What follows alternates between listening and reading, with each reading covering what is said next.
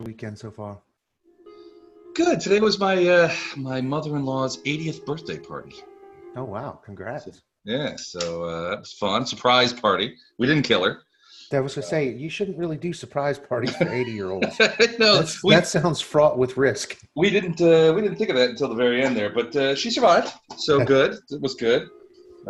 We had some people fly in from Atlanta and from Arizona to come to it. So it was fun. But exhausting. Nice. Being with those people was exhausting. Well, yes, of course. How was your weekend? Went to Kelly's Christmas party for work yesterday, Nice. but she works for a construction company. Okay. So their Christmas party was at a horse arena with barbecue, and they did what they call the backhoe rodeo, Okay. which is people trying to do tricks with a backhoe. So it was redneck fantastic, is what it was. I bet. And then today we spent the better part of the day putting lights up on her house, getting ready for Christmas. So Very cool. That sounds like a pretty good time. Backhoe rodeo. yes, I have witnessed a backhoe rodeo. Did they let you drive? No, I wouldn't want to even try. I have never driven a backhoe, so it looks fun, but I've never done it. Well, the whole thing of it, they have a trash can with a piece of PVC on it, and then they have 4 poles of varying heights with little mini basketballs on top of them. And at the end of that, they have a trash can. So the thing that you're supposed to do is you pick up the one trash can, you're supposed to put it over top of a cone with a basketball on it without knocking over the basketball. Then Kidding. Yeah, then you go and you collect the 4 basketballs off the varying size pipes of things of PVC, and you have to dump them in the trash can. And What? whoever does this the fastest, and there are penalties, time penalties, for each one of the things you don't do right. So if you knock over a basketball or it misses the trash can when you try to dump them, they tack on time penalties. And the winner of the backhoe rodeo got a legitimate. Now it was supposed to be like a fake plastic thing, but whoever ordered it went full out. A legitimate like WWE belt. No kidding. That says backhoe rodeo champion on it. That's awesome. That's fantastic. And I'm standing there the whole time thinking to myself, I thought I knew some rednecks in Missouri. Oh yeah, Texas is a whole different breed, my friend. Yes. Now you've lived down in Texas for a long time, haven't you? Yeah, it's been since 2002, I think. Okay, so 15, 17 years? Yeah. Okay. Yeah, we're quickly coming up on, I will have lived here longer than any place else ever. It's a weird feeling, isn't it? Because I was born and raised in Maryland, but I got the hell out of there at 17 as soon as I could. Good. And so that was originally the longest place I'd ever lived. And then, yeah, it's been 2 years, 3 years, 5 years, 10 years, whatever. So this is about to surpass wherever I've lived. It's weird when you leave those places. I left my house, my home at 17 too, and never really went back. And when I grew up in Chicago, and it's weird that you look back from the expanse of years and think that was that time right there. I remember specifically the when I left town for good kind of thing, and it's a weird feeling looking back on it now and saying, at the time I didn't expect it to be like that. Yeah, but now, it's like, the feeling of leaving town for good and not realizing that you're never going to come back. Yeah, I left Belleville for good in 97, so. Yeah, but you went to Freeburg. Well, I was to say, where are you at now? He's one town over. Are you St. Louis? Now he lives in the city. They're all within like 30 miles of each other. Yeah, so you left town from Belleville to go to Freeburg. I moved all the way out to Cahokia. Yeah. Hey, Gordon. How you doing, bud? We can't hear you. We can't hear you if you're talking. Getting closer didn't help. I don't know. Yeah, getting closer is not helping. There is, however, some nose hair maintenance you might want to get on sometime here in the near future. That's a solid crop. It's amazing. All the hair came out of my head, and apparently it's sucked into my skull and is now coming out of my ears and nose. It's like a full-on weed whack situation I got to deal with that every week. starting to look like my eyebrows are starting to look like the human computer guys from the movie Dune. Can't have that either. Eyebrows? You have two? For now, they keep trying to meet. I just have one. Runs right to left. I figured that was the way it was supposed to be. Just one straight across, like the brim of a hat. Don, what'd you do all weekend? I played Santa Claus at Task. Did you really? Good for you. On Saturday, yeah. Task is it's kind of like a special needs kids area. Mm-hmm. Yep. And I've been doing that for the last 4 years. And then that evening, Saturday evening, we're supposed to have a lot of cousins over for euchre. Okay. 2 people showed up. Okay. Euchre as a game just doesn't have that same savoir-faire it did back in the late 70s and early 80s. Well, in my family it does. Does it? Oh, yeah. I got sound now, guys. I got there sound we now. go. I hear you now. Yeah, we can hear you. That left and right bower screws me up in euchre all the time. I have a hard time with that game. I haven't played in forever. Yeah, I should probably play it when I'm not drinking. We can hear you guys really good now. Hi, all. That's good. Hey, Matt.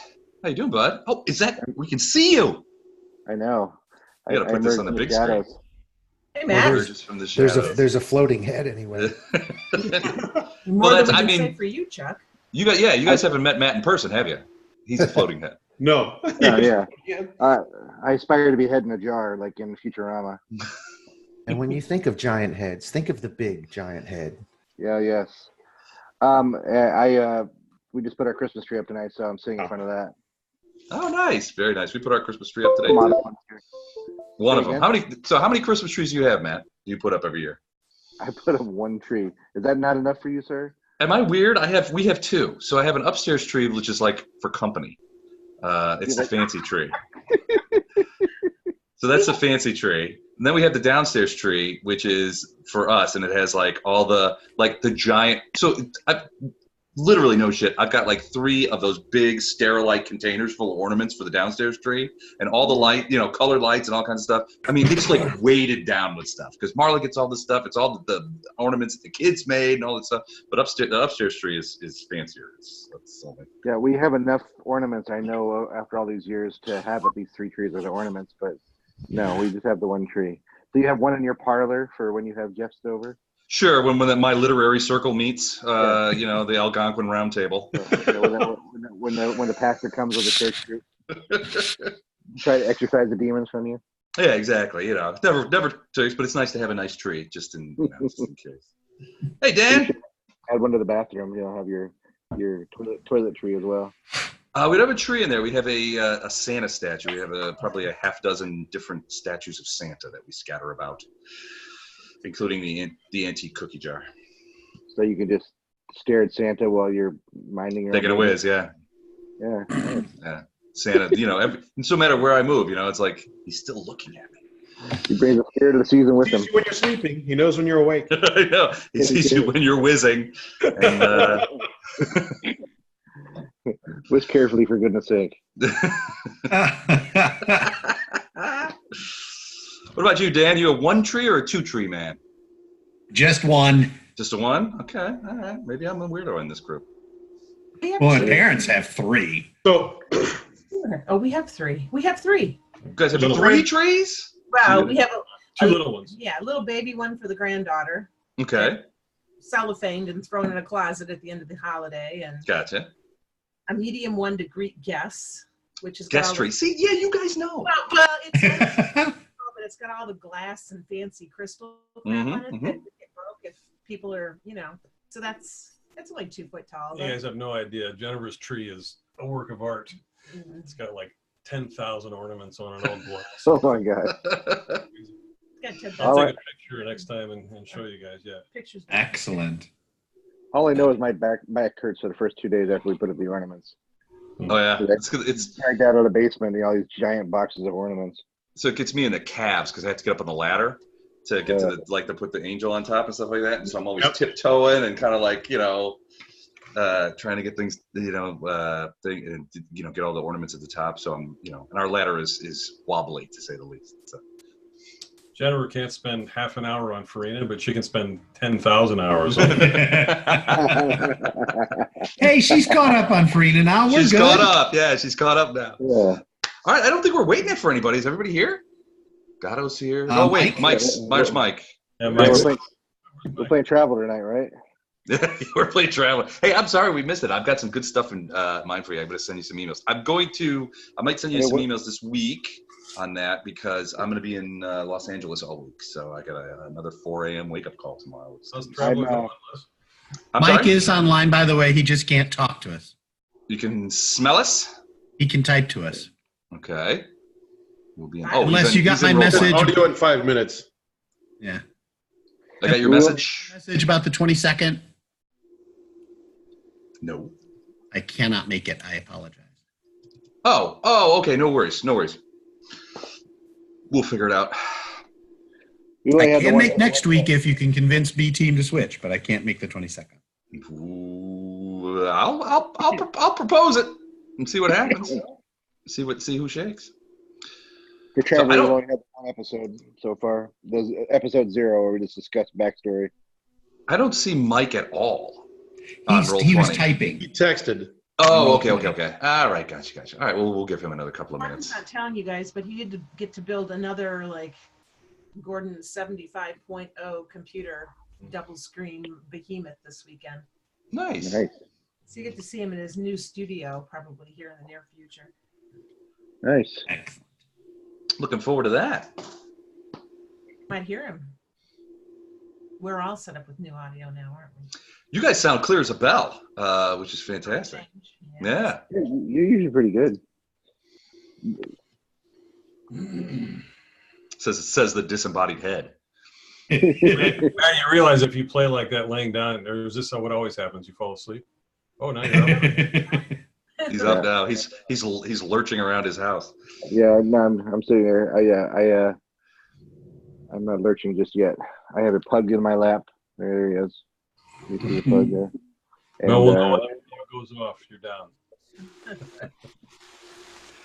unless I've decided to make my character part Slippin' Jimmy, part Jack Horkheimer. Oh, You know nice. Jack Horkheimer, the Star Hoster. Yep. He always brings his hands together. Oh, I love it. Greetings, fellow stargazers.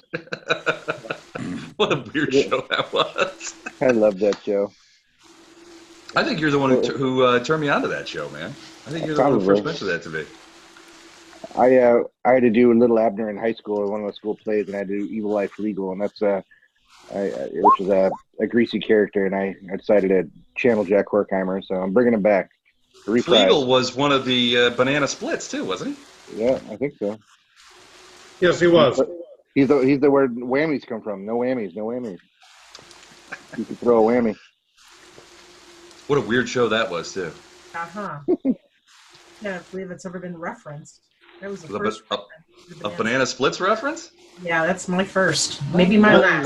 The Sci-Fi Channel had a Banana Splits horror film at Halloween. No kidding. Oh, wow. I don't know that I can watch that. I think I watched one episode of Banana Slips. Did you watch that, Don, or did you I just? did watch it. I did watch it. And did you recover? The bananas. It was Odd. campy. It was made to be campy. It was very campy. What was the movie you put us through this Friday? That Somewhere around here, in a box, I have a Mighty Shmoo. Everybody knows what a shmoo is? Yeah, the blob thing Oh yeah. It's like a bowling pin with legs. from It does everything you need to do. Popeye. It brings down a civilization. They have to destroy them with a nuclear weapon in Little Abner because they'll do anything. They'll do everything for you. They're a foodstuff, a servant. Yeah, so civilization collapses because they no longer need to work. I'll tell you what. You know what? Speaking of Shmoo, you know what I watched not too long ago, which is on Netflix lately, is The Stuff. Do you ever see that horror movie from like the late or the mid '80s? Mm-mm. It's about this pseudo-intelligent frozen yogurt that that people eat, and it sort of takes over their body and brains and turns them into like this like frozen yogurt dominated army of what they end up calling stuffies, because that's the brand name of the frozen yogurt. It is a very odd movie. I like to call them Danimals or something. Nice. But it's on Netflix. Check it out. It's probably helpful to be just a teeny bit baked before you go in. But it's a doozy. I did try Leprechaun 2 lately, but I could only make it to 20 minutes into Leprechaun 2 before having to tap out. There's a whole selection of movies that it's like going in baked is probably the best thing. Howard the Duck is another classic of that genre. Peter Jackson's first movie, Dead Alive, is the best of the Dead Alive is a good one, yeah. Toxic Avenger. You ever watch that? Yeah, with Toxie. Toxic. Is he in? Hey, guys. Hey, there he is. Welcome Mike, aboard. We made small talk till you got here. Yeah, we did. We recorded it all, so it'll be on the video. Yeah, you missed out small on talk, right? Yeah. Very small. Frozen yogurt horror movies, and how many? Well, so question of the evening is: how many Christmas trees do you have? How many what? How many Christmas trees do you put up every year? One. One? Okay, all right. We've gone, but it's huge. We always get a real tree, and this year it's like we cut it down twice to make it fit in our living room. It's like I don't know, 9 foot tall or something like that. All right, so that's a secondary question before we get started. Who's real and who's fake? I gotta be. Both of mine are fake. I'm real. We have a Christmas tree. When I was in Freeburg, we always had a real tree in the front and a fake tree in the front room, a real tree in the sunroom. That one had all the kids' ornaments and things like that. I'm not crazy. The real one went there because it was easy to take out, and all the needles were on just a tile floor. You sweep them up; it's real easy. Our artificial tree in the front yard, or not in the front yard, in the front room, spins. It does a one rotation every minute. Shut up. That's awesome. It's a stand that we bought, and it's awesome because you can put nice ornaments all the way around the tree. You see them all. So. But then how do you hide the ugly part of the tree? Exactly. We're the real tree in the sunroom. Also, how do you put lights on it without snapping the very slowly? Just like no. The stand itself has 2 plugs where the tree base is, and they rotate also. So that whole thing rotates. You have to use an artificial tree with it. Yeah. It only rotates like 6 times, and then it starts pulling lights off the tree. all of a sudden, Does it keep one direction down, or does it go left and then right? And it spins in one direction. Spins clockwise. Like no Windows of the World restaurant there. Nice. Plugged in the base. That's awesome. All right, well, let's get do it. Let's get started. So it's been a while since we played A-Team, so lots going on. Last time, you guys left Citadel Dresden. We got a bunch of artifacts. We got a bunch of artifacts, including the head of Vecna, which I think you have. I just haven't used it yet. You're getting ready. I think you're getting ready. Tonight's the night, right? Put it on him. The gazebo of death. Dylan's alive. That helps. For now. So you guys, Lothar convinced you guys to go and check out the place called Delamere's tomb. Now, Delamere, if you'll recall, is this Erastilian priestess and prophetess who wrote a very strange book and a bit of a nut job in Erastilian circles, but still somewhat, considered an influential philosopher in Erastilian thought. There was a lot of talk about this guy named Jesker Helton, who was a priest of Eristil, who, for whatever reason, was able to sort of come and go from Dresden. And you talk to some of the prisoners that you'd released and that kind of stuff, and and some of the townspeople that began flowing back into Dresden, and they were like, "We knew this guy. He was in here," which is very strange for a priest of Eristil to sort of have free reign in the world wound and not get eaten. But apparently he had some. But he had gone out to this place, and he had thought people had thought that he had found this place, this tomb of Delamere, and was going out there. So you guys decided to follow up on it. You guys had the location. You found some maps and stuff like that. I figured to go check it out, see if this Jesker Helton was out here. Might have some information that you guys could use. And it was on the way to where you guys suspected the Ivory Labyrinth is, so the Temple of the Ivory Labyrinth. So you figured you'd check it out on the way while you go and pull those guys' beards. Got there and found a very modest temple of Erastil, very small, maybe 20 by 20, the entirety of it. And it had been damaged quite a bit. The pews, the rough-hewn pews inside had been overturned. Blood had been splashed around. Words had been blasphemous words had been written on the wall, and the small statue of Erastil had been broken, and tipped over and broken. You found a very small and even more modest sort of sleeping quarters in the back, which was totally empty.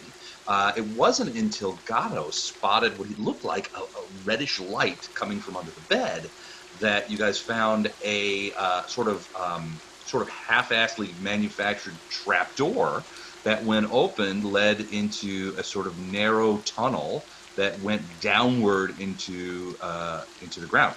The reddish light came from what turned out to be lava.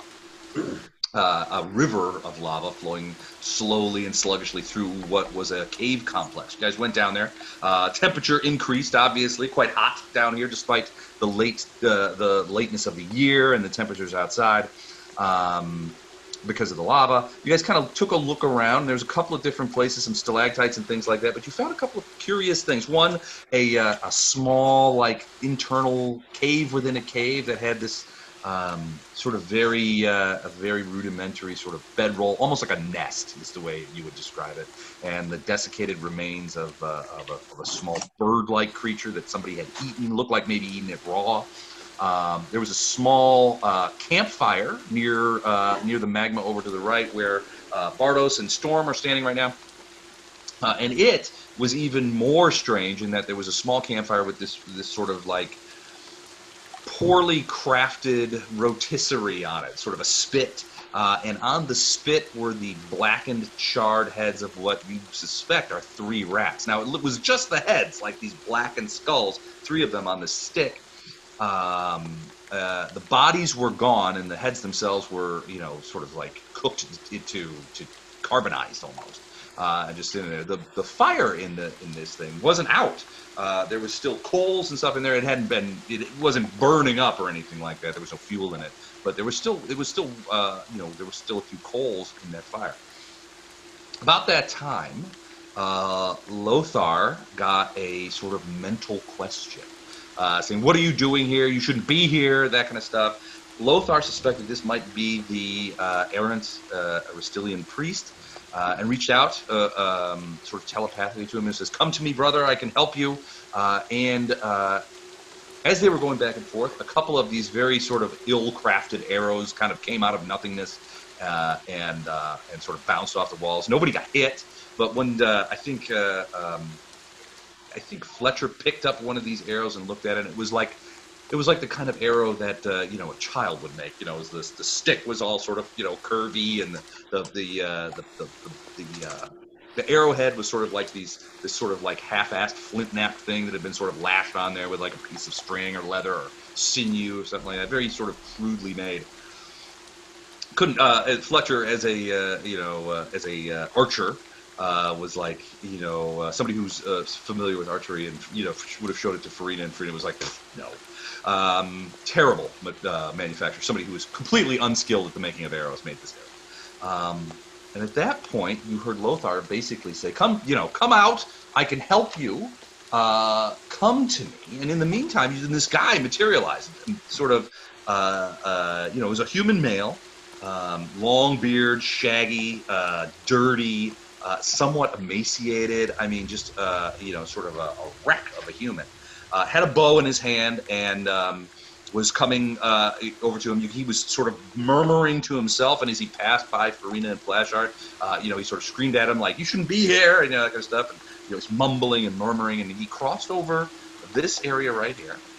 The lava there, jumped over there with a sense of deftness, actually, and was coming. And Lothar was like, "Come to me, I can help you." And although Lothar himself, due to a very poor acrobatics ability, was reluctant to jump the lava himself. But then the guy just stops right next to Fletcher, not very far from Fletcher, and sort of his eyes widen, and the last thing he said was, "She's here." And that's where we stopped. So we don't have initiative right now. You guys are fighting him. He's not fighting you. He still has his bow in his hands.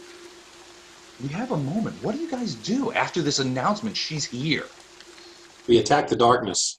Okay, attack the darkness. Swing wildly at anything. You know what would be good with that, Illinar, is the head of Vecna that you have at that bag. You should put that on. Put that on, and then... Yeah. So, a couple of things. So, Lothar, you and Gatto and Illandar and Siggy are on this area, on sort of the southernmost area of the safe lava. area. The safer area near the exit. Sort of over there. You guys are there. Fletcher, you're near this person who may or may not be Jesper Helton. Farina Flashheart and to a certain extent, and Otto are across the second of the lava flows. On the sort of deep into the cave, and Bardos, Baru, and Storm are over by that little campfire. Now, one of the things that you guys did see, Storm and Bardos especially, and Bardos, this definitely piques your attention, is you can see that embedded in the wall above the lava is this sort of like crystal. And there's something in it, you're not sure what, but it's about the size, probably, it looks like it's embedded in the wall. It's about the size of probably a twin or queen size bed. It's that big of a crystal, sort of upright, embedded in the wall, and it's cut. It's cut. It's not a naturally forming crystal. Somebody cut and shaped this crystal, and there's something inside of it, and you don't know what. But that's what you see. It's a very strange thing to see down here. Doesn't look anything like the demon. Right. No, it's just, as far as you can tell, it's just a crystal stuck in the wall. But it's obviously been carved. This is a carved thing that you don't think your first impression was that this was a crystal that had naturally grown in the matrix of this stone cavern. But upon looking at it, you don't think that that's the case. The angles are too perfect. They're too symmetrical. Somebody carved this and stuck it here, or carved it in place. But which would be very difficult since it's probably 8 feet from any above lava. So what is the 2 or 5 sides? A pentagon. Yeah. What is it? What is this pentagon? Is that? That's the crystal. Yeah. It just represents the crystal. Yeah. So, and then the thing inside is the thing inside. Okay, I got you. Yeah, I mean, you can't really see anything. Yeah, I mean, don't take this as being perfectly representative of how that looks. Yeah, there's something inside, but yeah, that pentagon-looking thing is the crystal itself.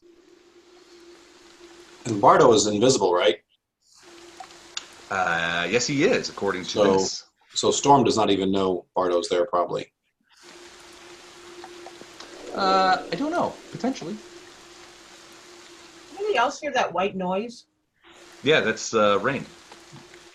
Is it irritating? Like rain. That's less. Rain down that hard? Somebody's whizzing. It's electronic. It's electronic rain, yeah.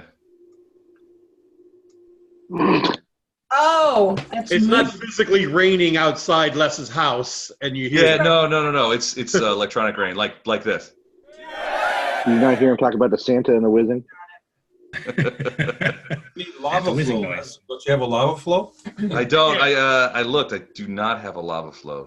I have to say the most suspicious thing in Dark this elf cave. harpist. The most suspicious thing in this cave is the campfire. Why do you need a campfire if you have lava flowing all around you? That is kind of weird. I mean, you can't really put a skewer over a lava flow. Yeah, you want to make s'mores, you just hover it over the lava. You don't need to put your own campfire. Very suspicious. I agree. Well, so what do you guys do? I mean, you just hear. So you guys will see this guy he sort of takes a step forward, sort of very stiffly, and you can see he's kind of like looking around. His eyes are wide. He has that bow in his hand. He's not drawing an arrow or anything. Did he say that very loudly that she's here? Well, Farina, Flashheart, Fletcher, and Lothar heard it. I don't know that you would have heard it. Give me a perception check. Farina's going to ask, where is she? Yeah, you heard him say it. How about a nat 20? That'll work. First roll of the night. Nat 20. Wasted that one. It's all nat 1s and 2s from here on out. So Farina, he doesn't say anything, but and Bardos, I see that you've scooted around over there. You and Fletcher and Lothar would probably, and Ilindar with a 20 perception, would probably see him. I mean, his eyes are very wide and sort of crazy, like, and he sort of stiffly walks forward about 5 feet, and he's kind of looking around. You can see his mouth is moving, is mumbling, but you can't hear what he's saying. You don't know if he's saying anything. I mean, after all the gabbling and gobbledygook that he's been spouting since you guys found him, it's probably just the same sort of, burbling away.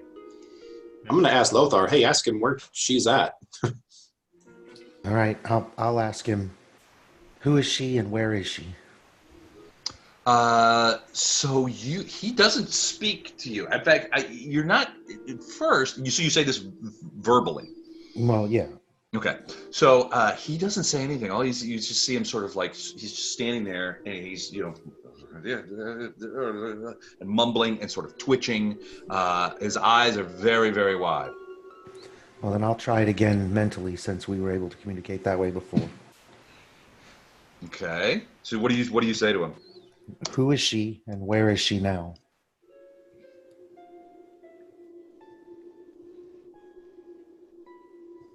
Bardos just wanted to come down and tell everybody that there's a big, huge crystal at the end of this cavern with something inside of it.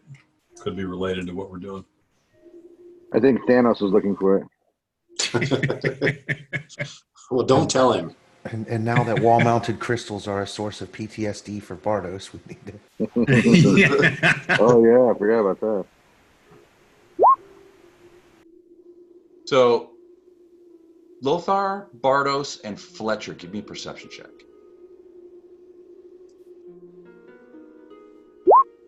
Jeez, look at the nat 20s! The first two rolls tonight were natural 20s. That's great. It's because there was perception rolls. Yeah. Crit failures all the way. I think that we're going to be going to the... Bardos, did you roll one? Give me a perception check when you get a second. 24. Okay. Lothar and probably Bardos. Fletcher, I don't know. You're sort of behind him, so you wouldn't necessarily see this. So Lothar, you and Bardos. Bardos, you're still invisible, right? So you're observing this. Lothar, you're like, hey, are you okay? Look at me. It's going to be all right. And you see, obviously his eyes were very wide, and then you see suddenly his eyes just sort of kind of like, it's like they snap back into focus. And you see him kind of look around like this, and you see him smile, and he kind of looks around, and then he spots you, Lothar, and you see him just sort of like, kind of like, go, his head kind of goes down, and he looks at you under his eyebrows, and this evil grin just comes up, and you see him kind of go like this. And a blast of energy comes out of his hand right at you. What's your alignment? Pretty sure it's lawful good. It's lawful good. Lawful good. Oh, that's bad. All right, so this is kind of what it looks like. Sounds like you're in the clear, Gatto.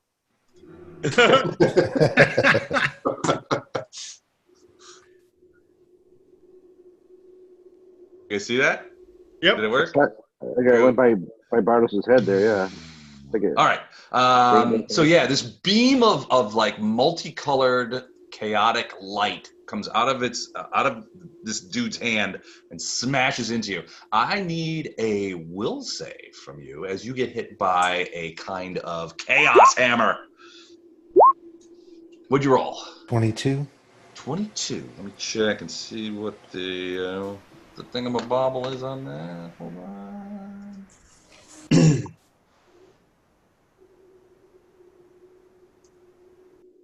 Come on. Don't move so slow. You can do it. You can do it. Come on.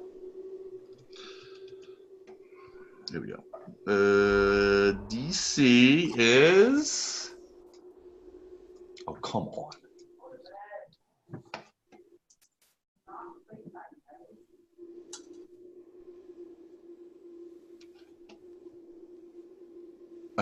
Okay.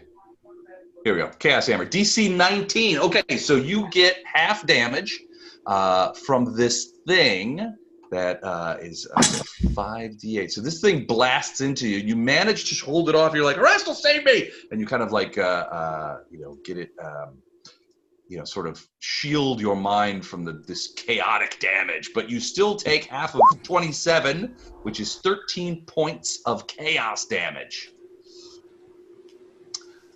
This guy, Lothar, this guy has a very different look about him. Before, when you were talking to him, he was disjointed, unintelligible. A lot of cases, he was unsure of his steps. Kind of staggered around a bit. This is a very different sort of look for him. There's intelligence in his eyes.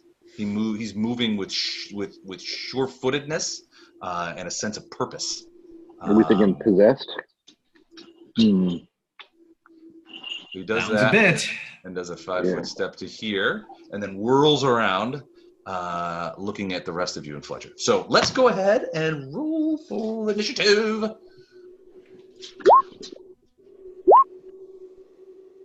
Oh man, 20s and 20s. But jeez, Louise, look at all these 20s. Oh, well, I broke the chain. All right, let's have a look here. Ilindar, what did you do? 14 is one of my best initiatives in the last 6 months. Ilindar is the bottom of the pack. Come on, Boogie. Lothar's 22. Got it. Let me get you in there. Huh. It didn't populate for me. Well, no initiative for you then. Guess you can't go. Sorry, but Flash Heart 14. Okay, let's get him in there. I like to back clean up.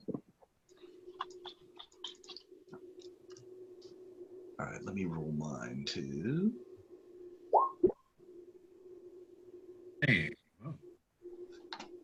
Okay, change mine to 11.1. No. Okay. No, you do want to. That would be, yeah. No, that's the right thing to do, Lance. Okay. I still don't like it. I sound like I'm getting hosed here. I originally rolled 11.1, but it didn't auto-populate. I tried it again and rolled 17.1. Okay. My first roll was 11.1, so. All right. Nat 1. Ooch.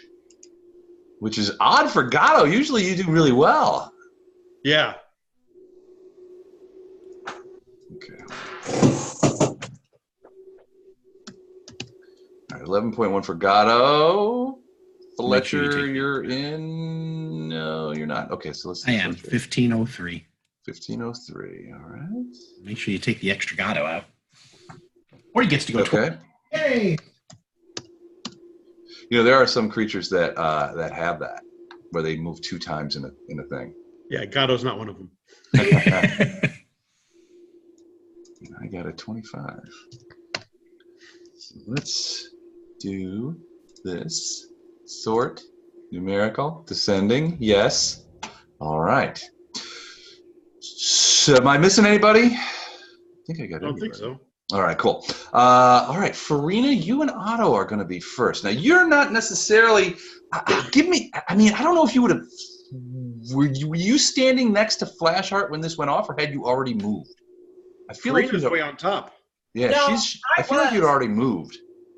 I was standing right before you said roll initiative. I had moved. Oh, okay. I was standing here, and then I moved, and then you said roll initiative. So if you want, I can make that my move. It's up to you.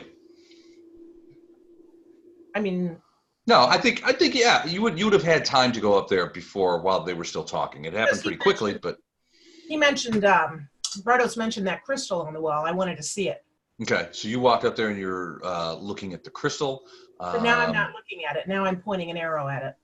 At the crystal. Mm-hmm. Okay. And I don't know.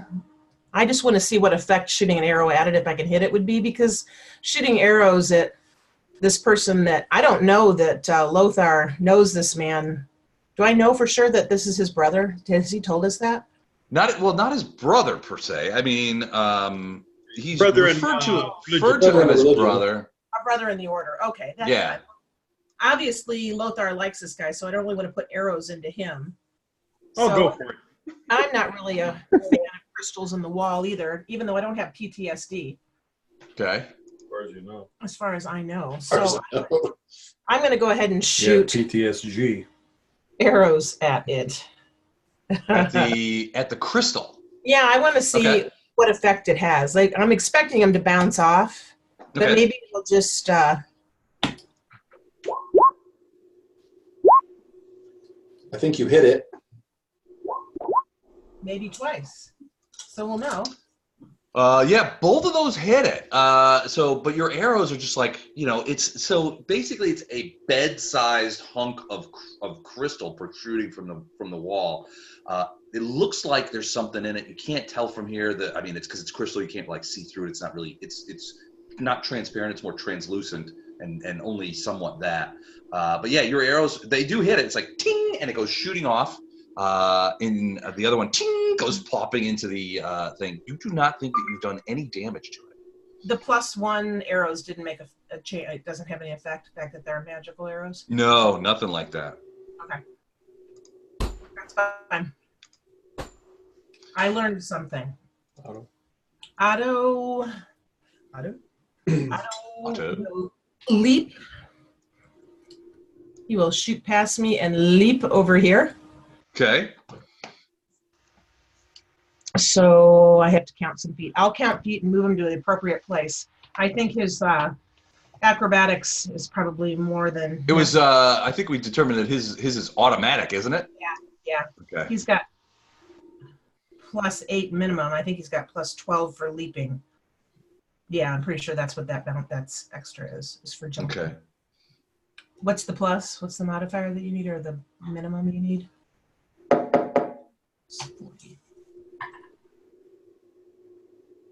Oh, to jump it? Yeah. It's like an 8-foot jump, so like an 8. Okay, I'll just move him once I figure out exactly how far he's able to get. Okay. You can move along. Is that measuring tool right there? Mm-hmm. Can't see it.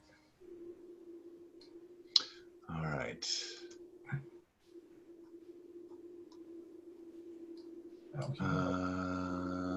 She's good. So it's my turn.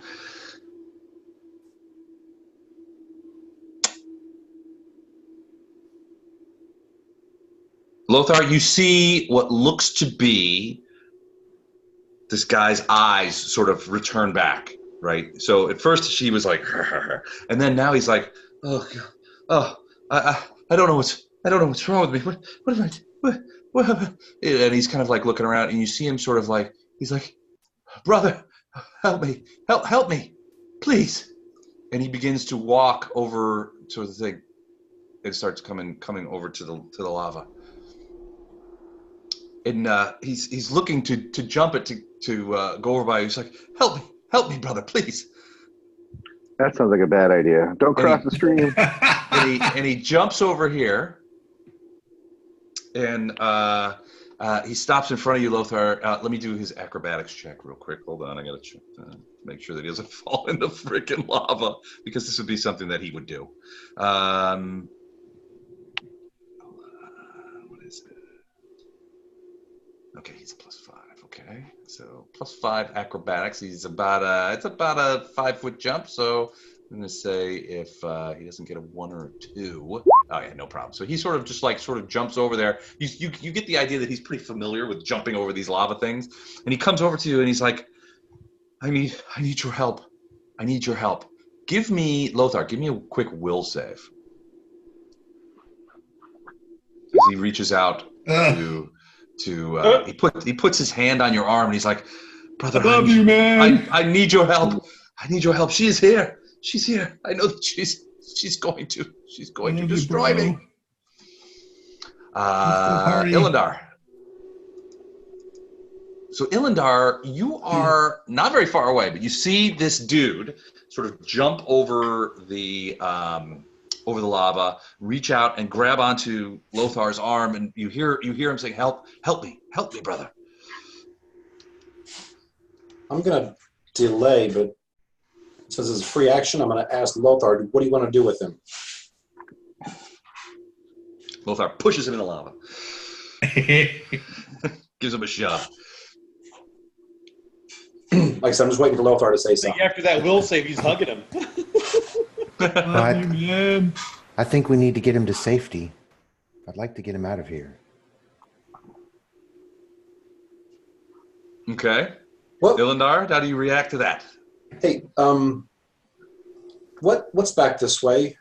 I forgot. How did we get down here? Was there stairs? Was there a cave? There's like a little alcove represented by the alcove, and then there's it's not like stairs, there's like a little rope going up, essentially a cylindrical column of sort of very small, sort of like scooched down like a tunnel, but it's like goes straight up, so up into the temple. How wide is the tunnel?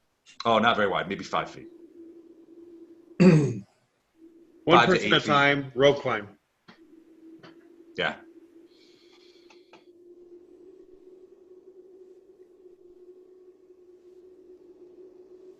Okay.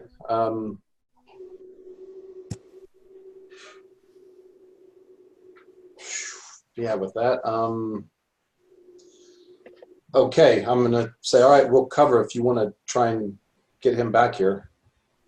I'd call the rest of them. Hey guys, we're gonna get this guy out here. Come fall back. I'm still delaying though, because I haven't done anything yet. Okay, so you're delaying. All right, Lothar, it's on you. What do you want to try and do here? I'm going to try to lead him towards the exit. So you begin sort of like, you say something like, come with me, let's get out of here. And he's like, no. And he pulls his hand away. He's like, no, I can't leave. This is the tomb of Delamere. I must stay and guard it. You've seen the crystal coffin. I must stay.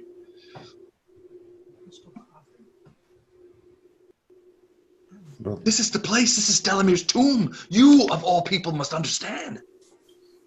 Well, it's currently protected.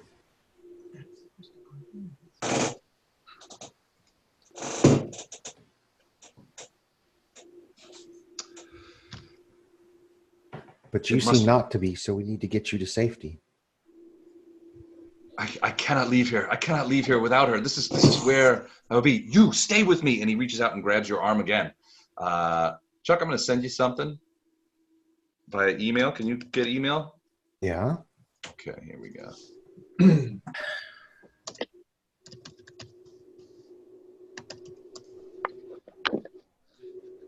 Okay, I'm just going to send you an email real quick here because I don't necessarily want to broadcast it to everybody. All right, sent.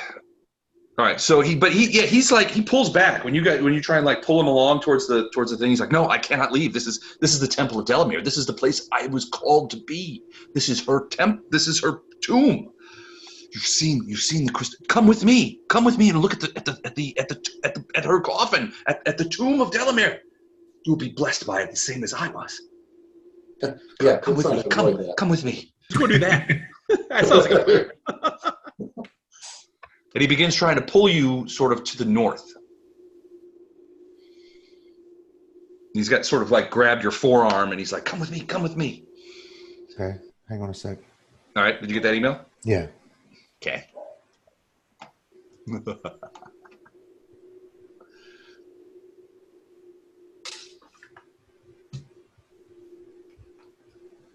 Okay.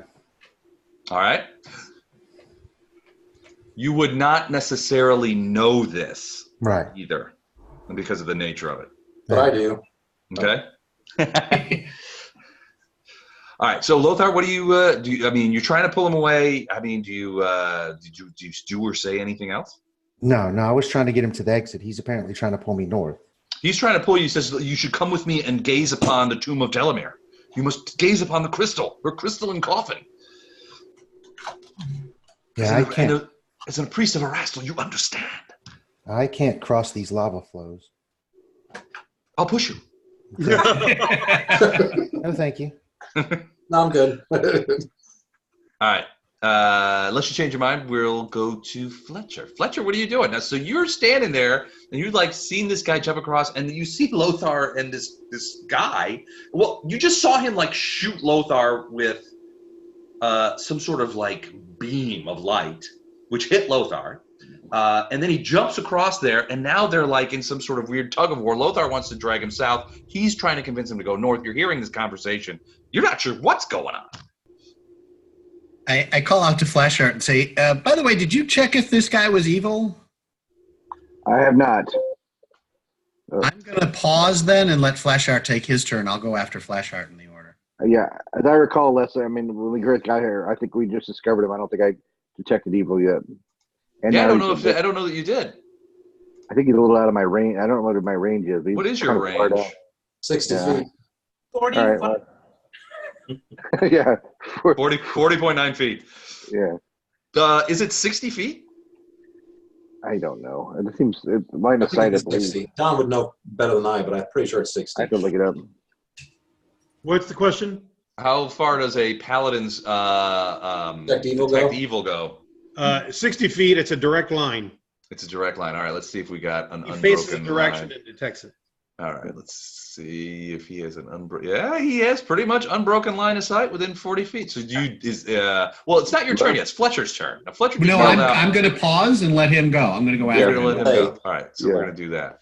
He said, Lester, I detect evil. All right, you detect evil on him? Yes, he radiates evil. And if you take a moment, you realize that he radiates a couple. So give me a perception check real quick. I would love to. Mm-hmm. Paladins have great but I perception. won't. Just so you know, the rest of us are getting nat 20s on these, so no pressure. Okay. So yeah, this not rewarded me with a nat 20. This guy radiates a fair amount of evil, but it's also strange in that as you do this perception check, you're like, it's almost if he's radiating two kinds of evil or two instances of evil. I think it's almost as if you were looking at a group of two people, but you're only looking at one person. But both of them are evil? Oh yeah. Very. I'm going to say he's possessed is what my working theory here. Just when he said, from the moment he said she's here, that's what I was thinking of that since there's nobody else in the room that he's being possessed by some force, but without killing him, which is my usual way to problem. I'm not sure. I either like to kill people or negotiate with them than to betray me later. So yes, I do enjoy doing that. What did Gordon say? Whenever I use a female voice, it's usually betrayal is imminent. Yeah. So. Hello, Flashheart. Flashheart, do you share what you learn, or? Yeah. I don't know. Can I speak from where I am to everybody else in the area? You could yell if you wanted to. I mean, yeah, you're only 40 feet away. I'll say, Lothar. He is evil, but yet he is not. It's like there's two beings tugging for his soul at the same time, maybe intermittently. Okay, Flashheart, you know both of those are evil. What are evil? Les just said it was too evil. Yeah, Les said it was two evil things. Oh, I thought so they're both evil. Well, what are we talking about? To stab the thing.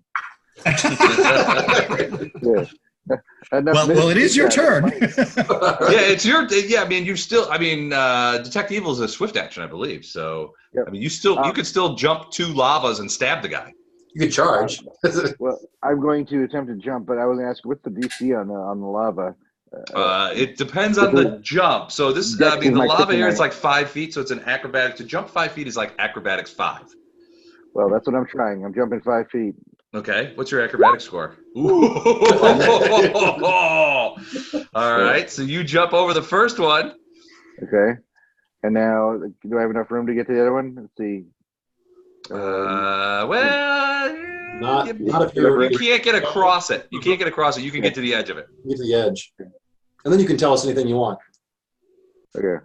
Hi. Sorry, I was shouting over there. I thought I'd get over here to join the conversation.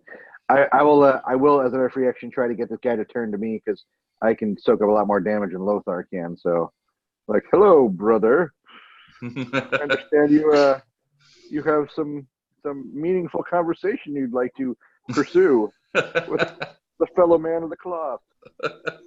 And you told us there was 2 evil entities in him, right? Is that what I said, Les? Well, yeah. I mean, it looked so. It's to your detect evil. It looks like you're looking at 2 creatures, 2 evil creatures. You get 2 distinct. I guess, for lack of a better term, you get 2 distinct personalities. Got it. Okay. Both of them radiate evil.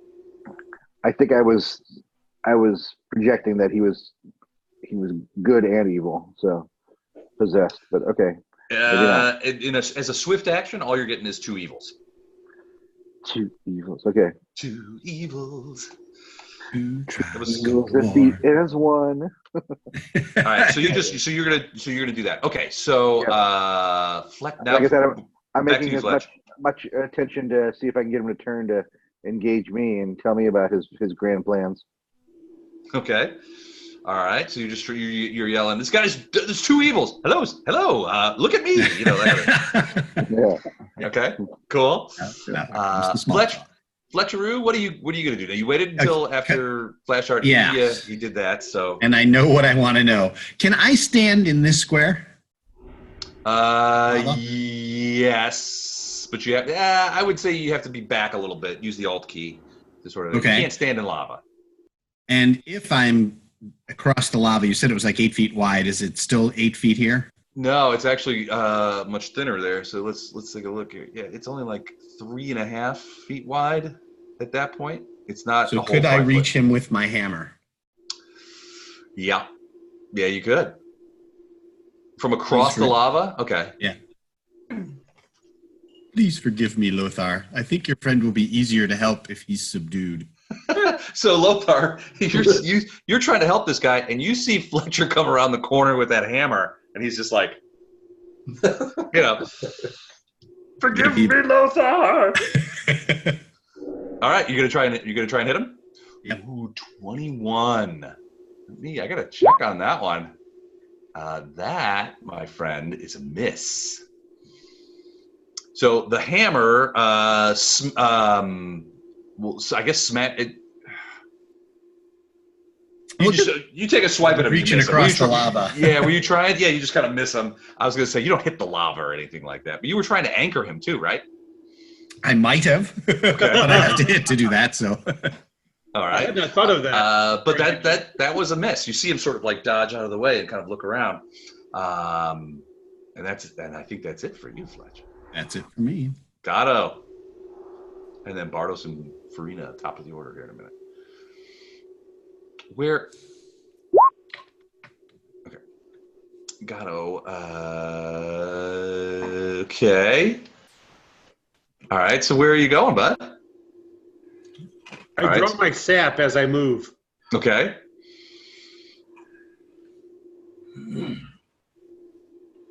And do you do anything with the sap?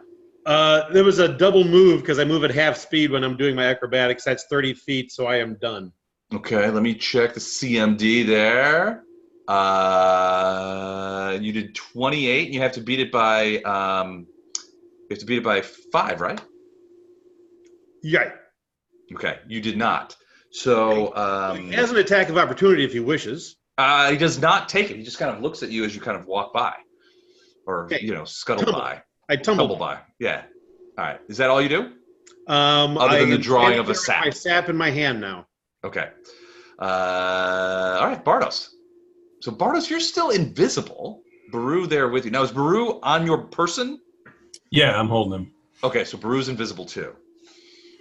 So, Les, you said chaos multiple times, but does Bartos know that, or can he do like an Arcana check to determine chaotic magic? You saw that thing. Yeah, you could.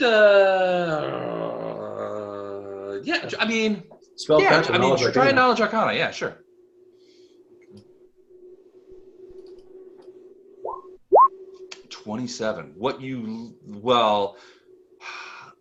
The problem is, I mean, so you definitely see it as an energy bolt of some kind, but because wizards don't necessarily recognize the differences between law and chaos, they recognize good and evil, law and chaos, but they're not attuned to them from a magical standpoint, like a cleric or a paladin would be.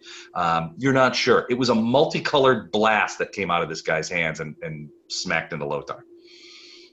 So you're guessing that it's some sort of chaotic bolt of some kind, but you suspect it's divine magic, not arcane magic. Okay, well that's enough for me to try this then. Okay. Oh hell, I don't even have it. Wait a minute. Well, you can't try that then. Yeah, I can't. Okay. I guess I'm going to move next to Fletcher and say, push him in. Push him in. No. The lava. I want somebody to get pushed in the lava, for Pete's sake. I mean, I'm invisible, so I'm going to speak gently, but I'll say, Fletcher, I think the crystal has some vast import to what's going on here. I think we need to figure out a way to address that. It's in the north end of this chamber. Whatever's going on, I think the creature that's possessing this poor priest is there. A great segue. Just to chime in, is that crystal reachable if we enlarge somebody to be able to reach up to it? I know it's right in the middle of lava, but well, so it's sort of like stuck on the wall, but yeah, it's suspended above the lava, and frankly, let's what are you doing? Like a large creature, I think she'll reach it. It's about, hold on, let me see this. From one edge, it's about 5 feet. Yeah, it's about 5 feet, maybe 6 feet from the other edge. So not impossible, I guess. You could maybe climb the wall. You could reach the wall. So like if you were to go here, if you were to go here, and maybe somebody like Gatto, who's a good climber, could like climb over to it above the lava and sort of investigate it while hanging onto the wall directly above some magma. Yeah, if Gatto's up for that, that sounds like a great plan. I think it's a great idea. I think Flashheart would not have much of a success at said plan. You know, mathematically, Gatto's the furthest from this right now. I don't think that was by accident. He's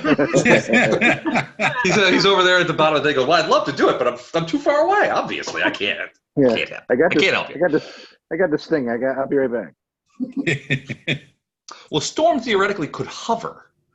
No, not. Now, where is it? You want me to go this way? Is that what it is?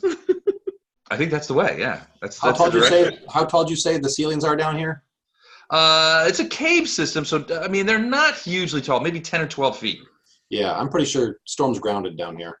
Storm has not been flying around down here. She's been walking. Okay, Les, I'm gonna cast haste on 8 people. So Fletcher, Flashheart, Otto, Gatto, Lothar, Illendar. It's like a poem. You should give it to me rather than. I can only do 30 feet. Thank you, sir. Red Bull gives me wings. So everybody but Farina? Yes, everybody. I would say skip Illendar and give it to Storm. And that's an offensive action, so that brings you back to visibility, right? No, I'm kidding. No, it's not offensive. Yeah, I can do 8 people, so I think I can do 1, 2, 3, 4, 5, 6. I can even do myself. Cool. Yeah, so everybody except Baru and Farina. And Farina. Okay. All right, you guys are all hasted. Farina, having been so rudely ignored from the point of view of haste, I'm assuming you're going to fire at Bardos. Yeah, well, no, obviously. Really not. I'm remembering days of taking hot things and putting them on cold surfaces as I lift up my hands and cast Ice Slick on the crystal. Okay. Where are you casting it? Right on the crystal. Right on the crystal. Ice Slick. Okay, I want to... 5-foot range, 5-foot radius burst, instant. Okay. 1d6 cold damage plus 1 per caster. Okay. So I'm hoping that it's super hot, being over 12 feet over lava and heat rises, and how super hot glass things don't react well to cold. So you're hoping that the sudden change in temperature might cause it to shatter. Uh-huh. Okay. Or cause some stress to it. Okay. Way to use your physics. I'm kind of hoping that being so cold, Barbarian physicist. more damage than a typical 1d6 plus 9, because Okay. kind of hoping. All right. So you cast this thing. So you shoot this over at this thing, and Ice Lick, it makes it. Is there a area associated with it? Like you just cover this thing? It's a 5-foot radius burst, so I'll just aim at the middle. So it will, yeah. In a large part, it will cover this thing. So I gotta do this. Hold on. How come it doesn't have cold? Oh yeah, there you go. So you cast Ice Lick, and it bursts on the thing. At first you do hear sort of like this kind of like so the Ice Lick sort of materializes all across the entirety of the crystal, and there's a coating of ice on it, which immediately begins to melt because of the heat coming off of the lava. Then begins dripping in there, and it's like as it hits the water. But you do hear when it hits the crystal, you do hear sort of like underneath. It's like a kind of sound, but it does not break, and it doesn't take long, just a couple of seconds, maybe 5 to 10 seconds, where the ice is it is immediately sort of melted off of it by the heat coming up from the lava. Now, give me a quick perception check. Okay, go ahead. Or knowledge arcana, whichever you think would be best.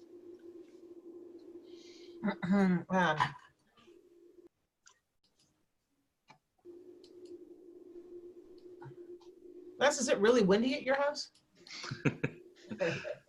It's ambient music. Oh, fumbles a perception check. Oh, okay. So, all right, hold on. Still a 22. No fumbles in perception. I know. It's still a 22. You can't really fumble it. So, you see a couple of things. I mean, the ice sort of melts very quickly, and it drops into the lava. And when the water hits the lava, it steams, and it makes like little patches of like, the lava is red, but where the water hits, the melted water hits, it turns black, and this lava sort of floats off. Those black pieces sort of float off. The impression you get is that the crystal itself is not hot. The lava's hot, the air is hot, but the crystal did not give any indication to you, at least from the point of view of your Ice Lick, that you thought that it was superheated as well. It did not seem to. It didn't behave in the way that you wanted it to behave. Okay. Damn. That's what Farina says. Damn. And then I'm going to just take a 5-foot step and give myself a little cover from said crystal. Okay. All right, so you step over there. All right, perfect. And Otto is going to just stay on Lothar, protecting Lothar. Okay. Lothar is looking good at the moment. We'll see if that cleans itself up. Perfect. Okay. All right, my turn. Lothar, you see it sort of looking around. So this guy sort of like looks around. He looks back at you, and you can see, for a brief moment, you can see that intelligence in his eyes. That comes back, and then it disappears again, and then he disappears. Boink. He disappears, and you don't know where he is.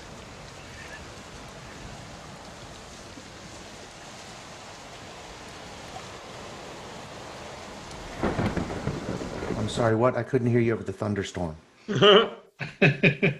try to do a little bit of ambient music here. And Heathens, I tell you, heathens. I know. All right, how about that?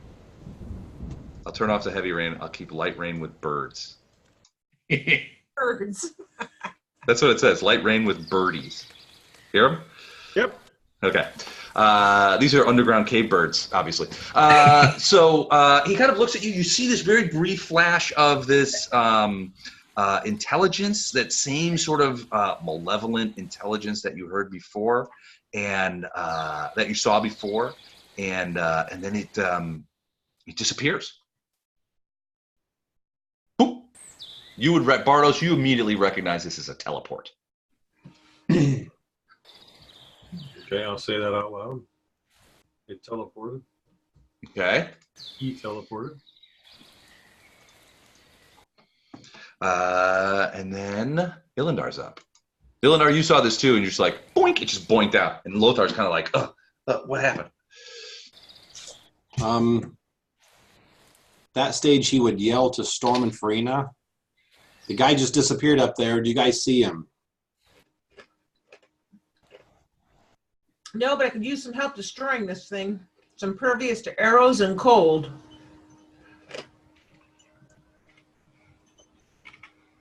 And all I know is I've heard someone talk about a crystal over there, right? I heard Bardo say something about a crystal. I'm going to kind of play the same card I played before. Look to Lothar and say, Lothar, what? I don't want to do anything that's going to be against, that's going to be bad for the religious side of this place. What do you want us to do? Do you want us to take out this crystal, hold this guy down, kill him? What do you want us to do? Well, according to Flashheart, he's evil. And there's two of them, so even if he's possessed, they're both evil. So you want us to... It needs to be destroyed. Okay. Flashheart goes, yes. Then I'd have Storm go around to help. And I think based on what I see right there, Storm's going to get 2, 3, 4, about 25 feet into his movement and see this guy back here.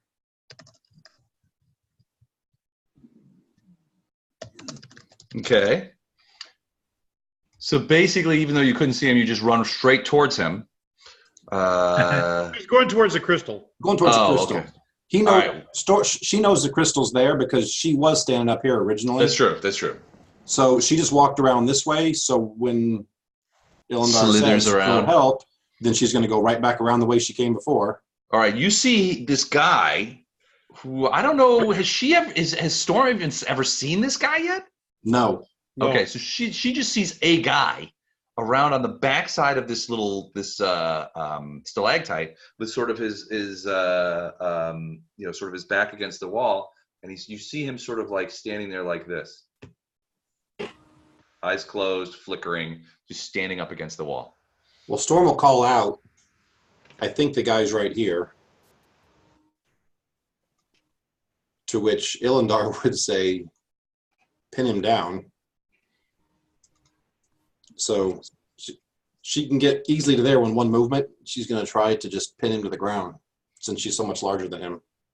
Okay, so she's going to come around there. She looks around, she sees him, and she immediately sort of attacks. Not attack. She's just she's using her size. She's just going to try and pin him to the ground.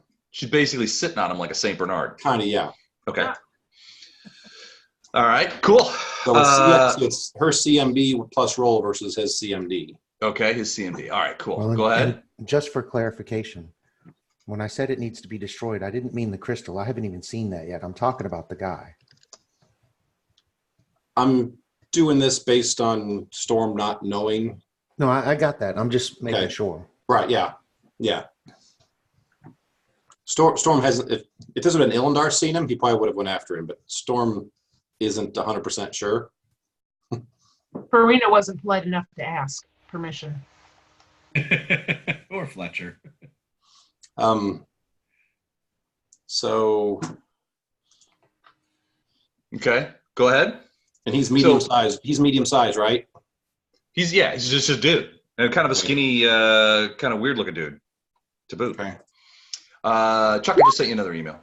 Ilandar, so 23 So you just try to like sit on him? Just trying to pin him to the ground. She's just kind of putting her paws up and just grabbing him and pushing him to the ground and trying to stand on him. The moment that you kind of like turn the corner and you see this guy, and you're just like, all right, I'm just going to grab him. So you move forward. He's just standing there like this, sort of, like, and his eyes flash open. He looks at you, and he sidesteps, and you miss. Okay. And you see him sort of like very quickly brings that bow around, pulls a thing, and begins knocking an arrow and drawing bead on Storm. But it's still, from Storm's point of view, it's like he's moving. It's like it's like that very sort of weird fluid motion where it's just like. Well, it makes sense. If she would have saw him with the eyes closed, she probably wouldn't have been trying her hardest, just thinking she's going to grab this.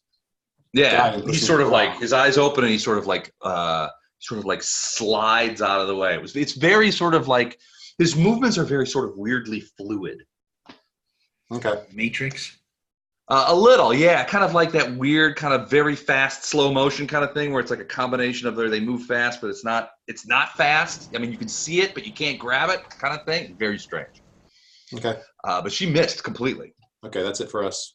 All right, Lothar. Okay, as a free action, I'm going to yell, "Don't kill the priest. He's possessed. We need to help him."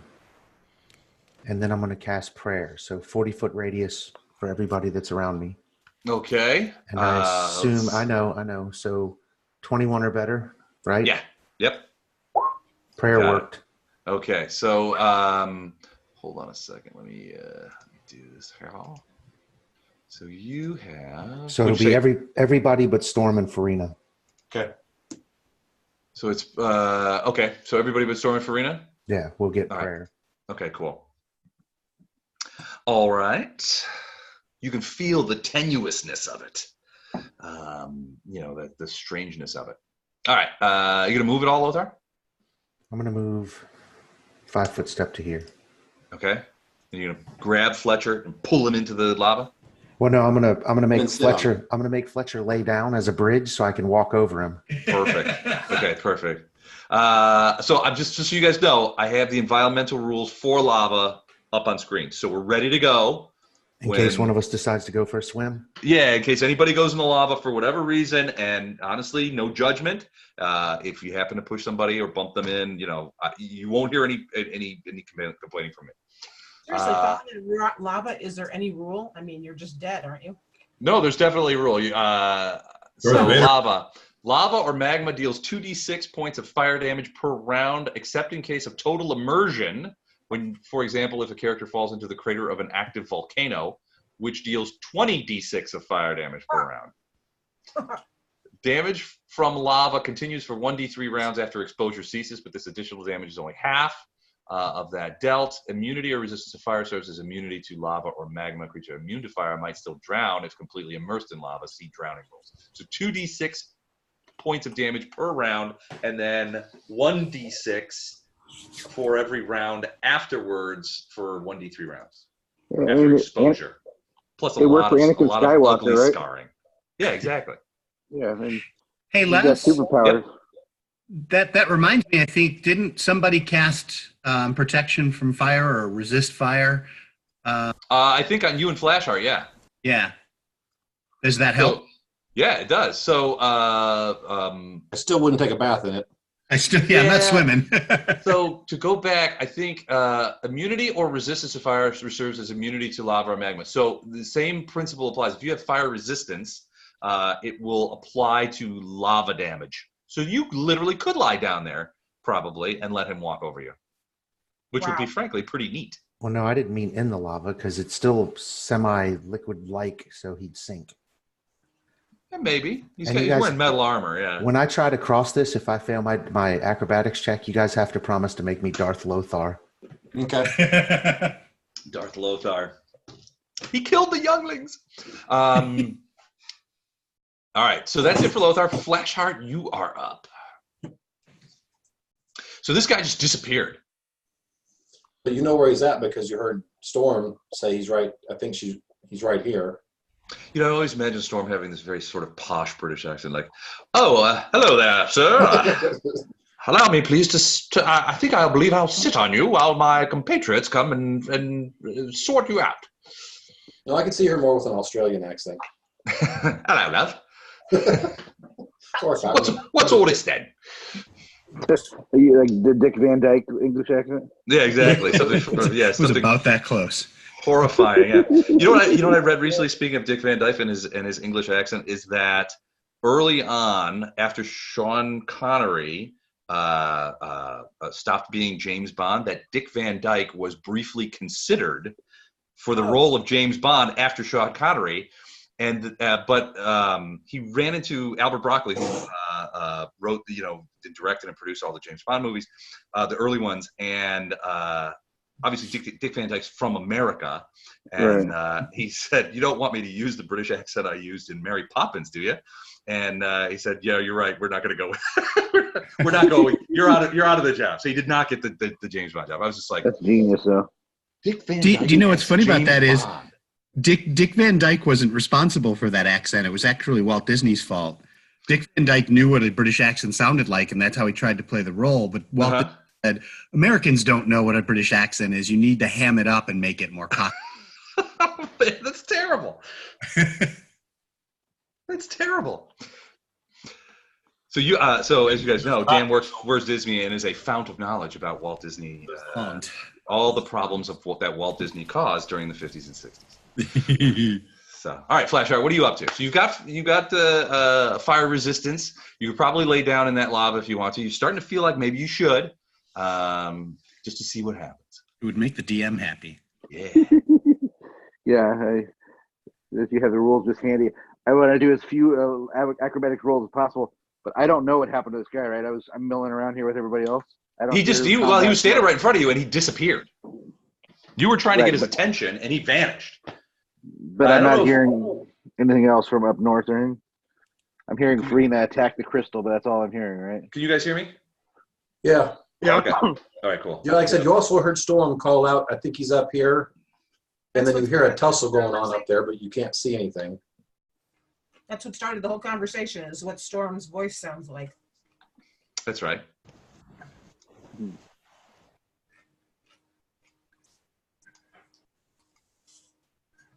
So, all right. So what are you going to do, bud?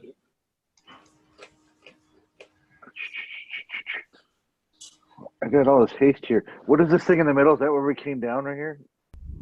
What is this thing right here? It's just a wall. Yeah, it's just like there's like a little bedroll kind of place. It looks like a kind of like a nest. You think that's where the guy was sleeping? Because there's like a little bedroll and there's like the desiccated remains of like a bird, like bird bones, like a chicken or something. The black but it's not a chicken. That go up to the ceiling, roughly. All right. Without more knowledge, I think I would probably run to here so I have a clear view of the rest of the cavern. So I'd move myself to here. Okay. But until I have prior knowledge of this guy up farther north, I think this would be where I could see basically everything except for maybe where Farina is. Yeah, you'd see the back half of Storm futzing with something. You'd see her moving around like she's trying to get at something, but you wouldn't see what she's trying to get at. Okay. Yeah, I think that makes the most sense. If I acted on knowledge I don't have, then they wouldn't. I would think this would be the best place for me to be right now. So cool. All right, so you're going up there. That's just one movement for you. You can move another one if you want. All right. Well, if I see Storm futzing around, then I'll move up north. You do see Storm doing something up there. Okay. You never can tell with her. Hey, pretty dragon, what do you got up here? You need me to move you, or there you go. Okay. So you go around and you see what looks. No, Flashheart walks around the corner and he's like, "Drop it. Put that down. No, do not eat. Bad Storm, bad." And she's like, Storm. What are you talking about, mate? I say, Storm, spit it out. You don't know where that's been. So you see this guy, and he's there, and he's got like his bow in his hand, and one of those like incredibly shitty arrows is already knocked, but he's moving very sort of like weirdly smoothly, much more agility and sort of like purpose, I guess, for lack of a better term, than he exhibited when you saw him earlier, like when he was running by you and stuff like that.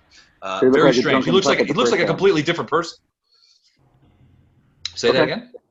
I said, so first time he looked like a drunken puppet. Now he seems to be a little more together.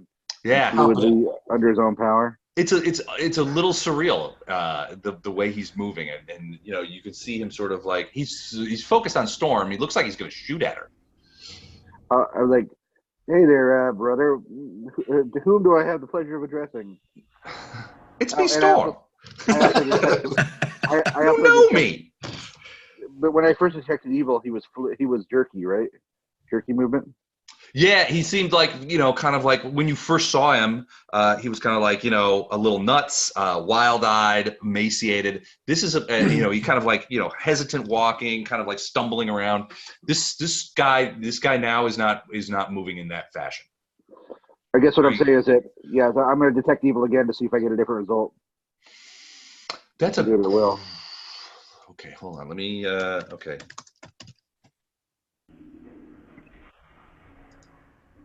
That's not what I want. Everything's moving slow. Sorry. Why?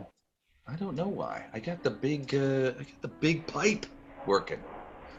Yeah, let's leave that alone. Sorry. Are we still doing phrasing? Sorry about that. Yeah.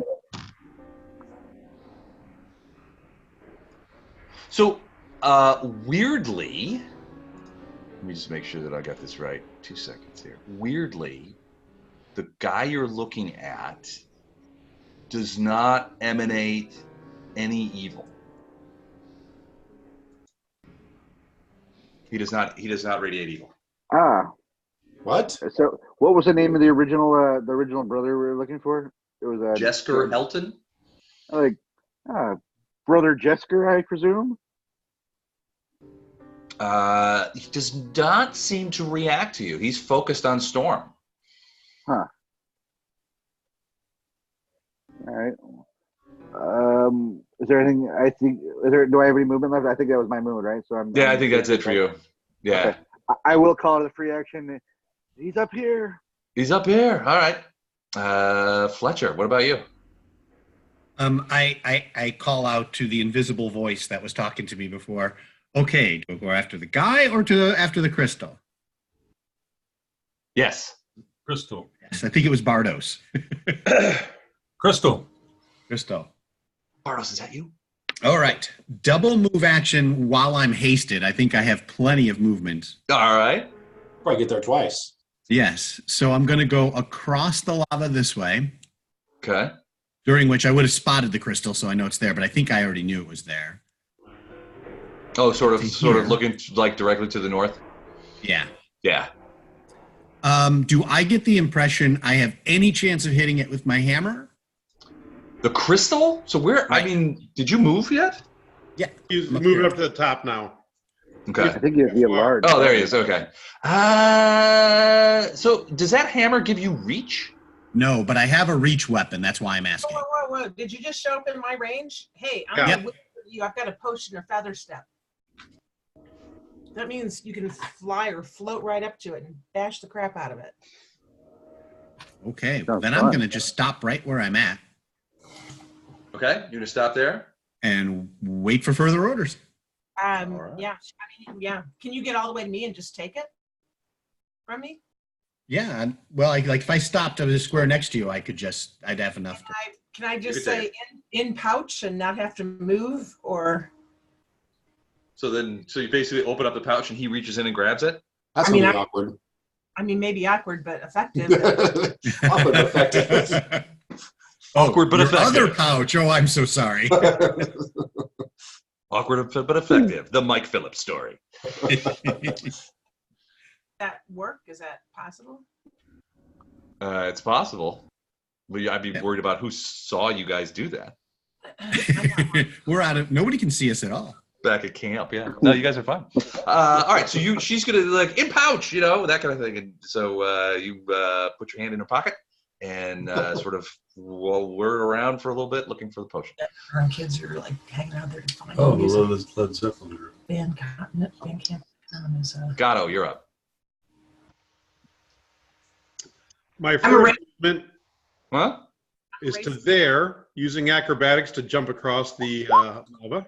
No problem. You jumped over like both of them at the same time with that roll.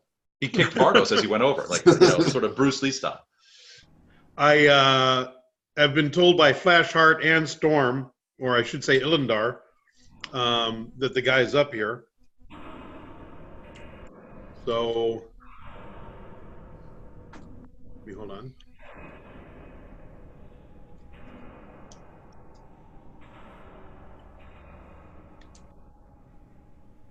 I moved. Okay.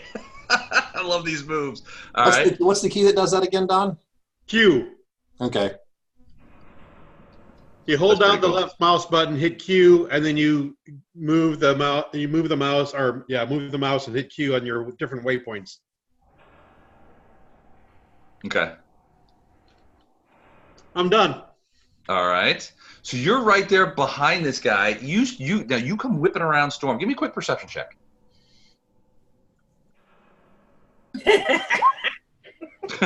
that sounded evil. 18. All right. So you see this guy doesn't even seemingly acknowledge you coming by. Right. Obviously, your acrobatics is more than enough to sort of get by him. You feel like, but he has a bow, so he's not going to do an attack of opportunity. He's got a bow, and it's still pointed at Storm. It looks like he's going to fire at Storm next round. All right, Bardos.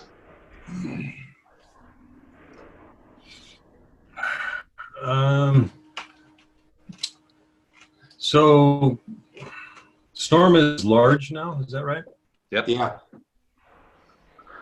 If I put in large person on him, can I do that, or can I not do that on a... Yeah, and then she becomes huge. Huge. Can she do that in here, though? Would I, like, end up having her stuck into the ceiling or something? Or? Well, what it probably would do is enact the squeeze rule. So essentially, a creature can get into a space that's comparatively small, but it hamstrings them from the point of view of certain activities like attacking and stuff like that. There's just not a lot of room here with the lava all around. And there's a lot of lava in here too. I'm curious, Les, if she's huge, can she like sidestep that lava there and basically attack the crystal head on? She's got reach and she's huge. Yeah, I mean, she could actually put Fletcher on the back of her neck and just reach out and just put him right up to the thing, so he could just, like I said, huge. She can do all kinds of stuff, but then she won't be able to move a ton. And her attacks will be hamstrung too, because she'll be squeezing essentially. I don't think I'll be able to convince her to straddle the lava river. I don't think any live creature would straddle the lava river. Well, there's a fair amount of heat coming off of the lava, so I mean. Yeah, I mean, you guys are pretty sweaty down here as it is, just because of you're in the room. If you were directly above the lava, that's pretty hot. She'd be taking probably half normal damage. Yeah, a couple 100 degrees if she stayed over it for any length of time. Although the crystal is oddly cool. The crystal is oddly cool. At least you believe it to be.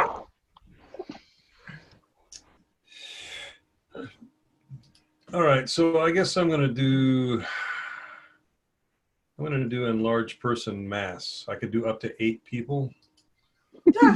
Okay. Roid Rage. Flashheart and Fletcher. Let's set range again. Let's see. Gordon's plan to kill us all by making us too big for the cabin. Is there a range on it? 45 feet. 45 feet, okay. I just want you guys to be able to reach that crystal, because I think the crystal is what's key here. Hold on a second. What if we can step on this guy's head, too, while we're doing that? Need to move 5 foot in to get Fletcher. Somebody's trying to get Fletcher? Well, he wouldn't know where Fletcher is necessarily.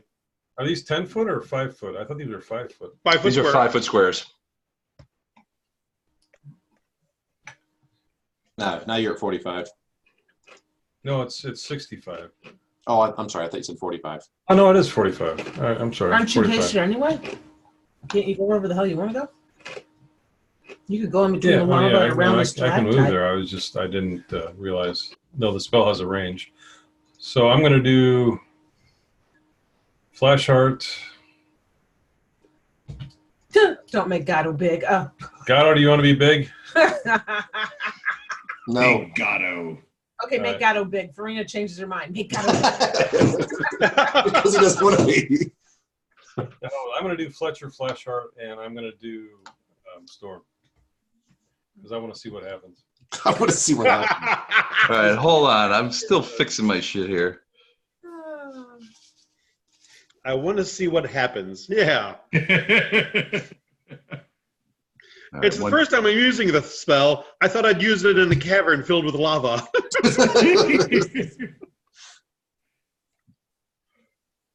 A lot of adventures that have ended badly that started with the phrase, let's see what happens. Let's see what happens, yeah. I think we're back in business now. But a lot of glory in that statement too, though. Absolutely. All right, so say that again. So who are you enlarging? Fletcher, Okay. Fletcher, Flashheart, and Storm. Okay. Flashheart's going to get pushed back. Flashheart is going to And actually, probably, Bardo, you're going to probably get pushed back. Yeah, you get pushed into the lava. Yeah. Oh, that's what happened. And then That's okay. okay. He gets pushed back. And Bardos, you are almost pinned between the lava and Storm. Actually, you know what? You're still invisible. So nobody would Storm would not know to be careful of you. Give me a reflex save. As you are pushed backwards towards the burning lava. This might be it. Lava rules. Fight the lava. 22. No, you're fine. You're sort of on the edge there, though. So, Flashheart, you are large. Fletcher, you're large. Storm is huge, and Storm is sort of squozing in there. It's getting very Actually, tight. she's not. If you said her shoulders are probably about 6-7 foot tall when she's large. Mm-hmm. They're probably not more than about 8 or 10. So she's probably not hunkered down, but she definitely can't expand her wings, and she can't. It's still gonna affect. Just being huge in this cavern she's gonna be squoze. Okay. I mean, there's just no way around it. She's gotta deal with that. Critics, music critics, NPR She just became nasty, though. Huge is troublesome, yeah, for everybody, I think. Hold on a It's second. nice to get hit by her now. All right, so that's Bardos making everybody big. Farina, you've got a jumbo Fletcher in front of you. So was he able to take the potion last time, or do I have to take a turn and hand it to him? His hand is still in your pocket, only that hand is now twice the size of a normal hand.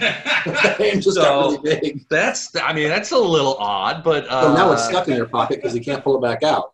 Yet So weirdly... I'm going to say only you know how to make an awkward moment more awkward. Okay, so I'm assuming he gets the potion he needs. Is that a giant hand in your pocket, or are you just happy to see me? Oh my gosh. I can see Fletcher come around the corner. His hand comes around the corner with the middle of Farina attached to it as his hand stuck to her waist because it's stuck in her pocket. Okay, so Farina is blushing right now. yeah. Okay, so he's got what he needs, and I can move now. Yes. Yes. He has the potion. It's the tiny potion bottle in his enormous freak hand. Okay, so I'm going around to see what size his pants are. and my bad guy is still here. My bad guy's still here. Okay, yep. Okay, so now I'm going to shoot 2 arrows at my bad guy because I'm kind of giving up on my capacity to hurt the crystal. Okay, so you're going to be shooting past Fletcher and past Gatto to try and put an arrow in this guy? I have point blanker, the one that gets you through a crack. Precise. Yeah, precise shot. I'm not so much worried about whether you're going to hit them. I'm worried that, what I'm thinking is that they're providing essentially, especially Fletcher, is providing cover for this guy. It's just hard to sort of shoot around them. So I got to go all the way up here, basically? Wait, shooting the guy or the crystal? Just shooting the guy. Oh, Yeah. I mean, I'm not worried about you, Gato. you never are. Is that better with Not my... necessarily avoiding me either. Let's see here. Yeah, I think that's an easier shot. I would say still. Oh yeah, well that's easier still. That'll do it. Yeah, I think so. That'll do it for you. Gatto's not big. Uh-huh. Much was going to try to attack that crystal. Well, he's floating now, so I'm not too worried about him. He might kick. Well, he hasn't drank that potion yet. No. Actually, since he's large, you might not have to. Yeah, actually, he might not. Okay, so here we go. Can't stand where she's at, though. Yeah, can you move a little more forward?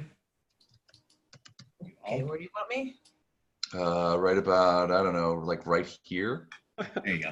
I want you at the cave entrance. like right there, somewhere, like right in the middle of that orange part there. All right. No, she's fine where she is, DM. What was that? 22 and a natty. Okay, so on the next roll, do I have to roll with the same bonus on the second attack? Yeah, you have to roll the same bonus. Oh, not a crit. Not a crit. Natty, no. I need you to roll a will save.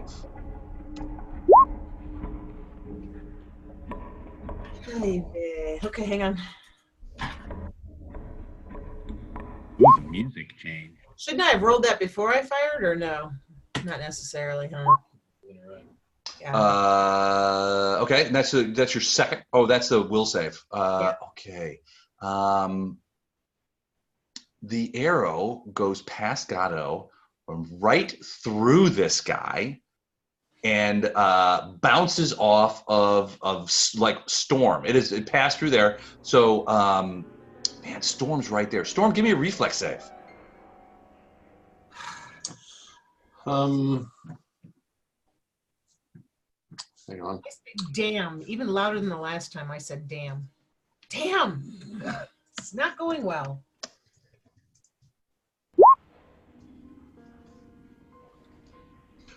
Uh, 16. She rolled a nat 20. I think that's a hit. That arrow hit Storm. Ouch. Even though I did a 1 to I think cut, you have to hit his armor class or her armor class. She rolled a nat 20. then I rolled Alright. a 1. Yeah, so it's not a crit. You didn't crit Storm. You just hit him. Or Her, sorry. Wasn't aiming. What? I got to roll damage. Roll damage. It's just, this isn't like a fumble. It's just too big. He's too big to miss. Especially now that he's huge. But the arrow went right through the guy. You would have hit the guy, and it went right through. 12 points for Storm. Double damn. Storm gives you a look like, ahem.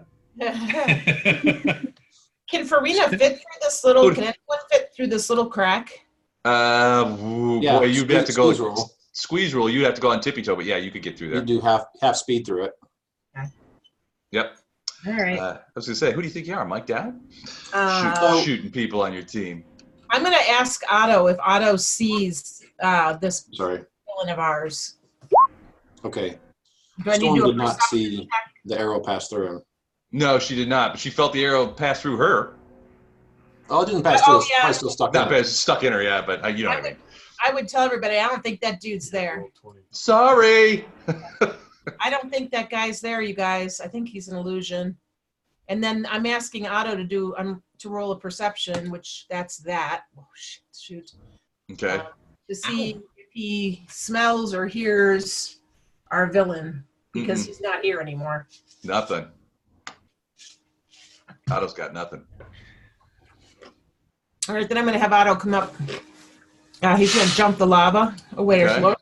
Oh, no, never mind. He's going to stay down here with Lothar and Ilendar. He's fine where he is. Okay. We appreciate that.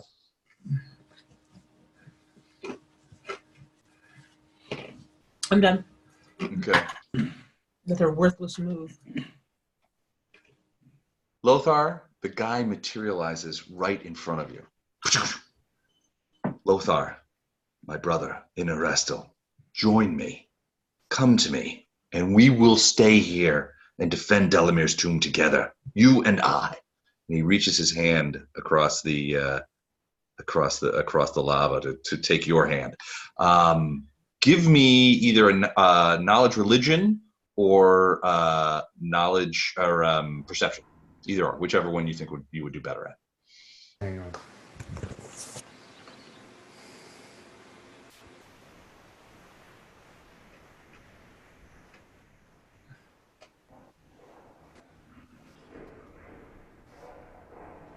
31. All right, so you're looking at him, and as you're looking at him, you're sort of tempted. Honestly, he's like, it's a different sort of Jesker Helton that you're looking at. I mean, he's still emaciated, he still looks thing, but you obviously at this point recognize the sort of spiritual capacity. At least this is the way you would do it. Like the fact that this guy is you're tempted to stay. You're like, this is right. This is what this might be my calling. And then as you're looking at him, you see his eyes, and it's almost as if you ever see a creature with like nictitating membranes when their eyes just kind of do that sort of like white and go back. You're looking at him, and you're almost tempted to put your hand out, and you see his eyes just go flick, flick, flick, flick, and you're just like, your hand comes back, and you're like, wait a minute, something is wrong here. And you see sort of like when he notices you noticing that, you see this sort of like, it's almost this wave of, it's almost like his facial structure changes a little bit and then returns to Jesker Helton. But what you see is an almost angelic looking female face that sort of like passes through, and then all you see is his face again as he looks at you and is like, you should join me, brother. It is the right path. Ilindar, you see this guy materialize right in front of you. He's saying something to Lothar, but give me a perception check. I don't know if you can make it out, because he's almost like he's whispering, but you could see the guy reaching out. Yeah, you can sort of, it's like you hear him say sort of, join me, and this kind of thing, and he's reaching out, and you see Lothar almost sort of reach out to him, and then Lothar pulls back. Okay. But you did not see what Lothar saw, or you don't think you did. Okay. What do you do? Lothar, is that the guy we're supposed to put down? No, we need. That's the one we need to subdue. Okay.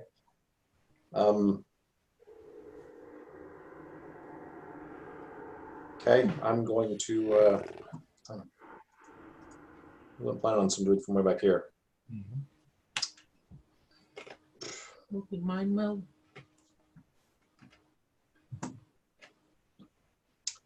Do you think approximating a dimensional anchor to keep him from teleporting around? Yeah, I'm not that kind of mage. Fletcher's holding on to one, but he's not near either target. All right, because he can drop it on him where he's not going anywhere, right? Yeah. I just ain't there. But the other thingamajigger illusion thing, he didn't go away. Just going to call Storm back here. Say, hey, he's back here. Actually, I'll call out. He's back here. Hey, he's back here. The Flashheart's like, huh? That can't be right. What is Storm going to do when you say that, Ilindar? Yeah, what's going on? What are you going to do? She still sees this dude right here, right? Oh, yeah. Yeah, everybody does. I yelled out that I thought it was an illusion. Well, your arrow went right through him and hit I Storm. don't think that guy's really there. Okay. Well, Vindar's calling out. She'll probably reluctantly listen. Now, here's the thing. She's huge now. She's got enough movement to get to here, but it's going through here, which... That would be very squeezy. I don't know if she would be able to do that. Did she hear Ilindar say to focus on Bardos say focus on the crystal? She might, if Storm wanted to come this way, she might have to go across here and then over to here. I don't think that she can get through here. She's still long, right? And you know what? But she's got tail, she's got wings. She can't fold herself up. Her wings are completely folded back because they don't go anywhere right now. Well, yeah, but there's still. She's a huge creature. I don't think a huge creature can get into a 5-foot space because that's what you're talking about. No. Hasted. She can go wherever she wants anyway in one round. She's probably she can Almost fit. the size of an elephant right now. Yeah. She has time to go a long way, is what I'm saying. With wings.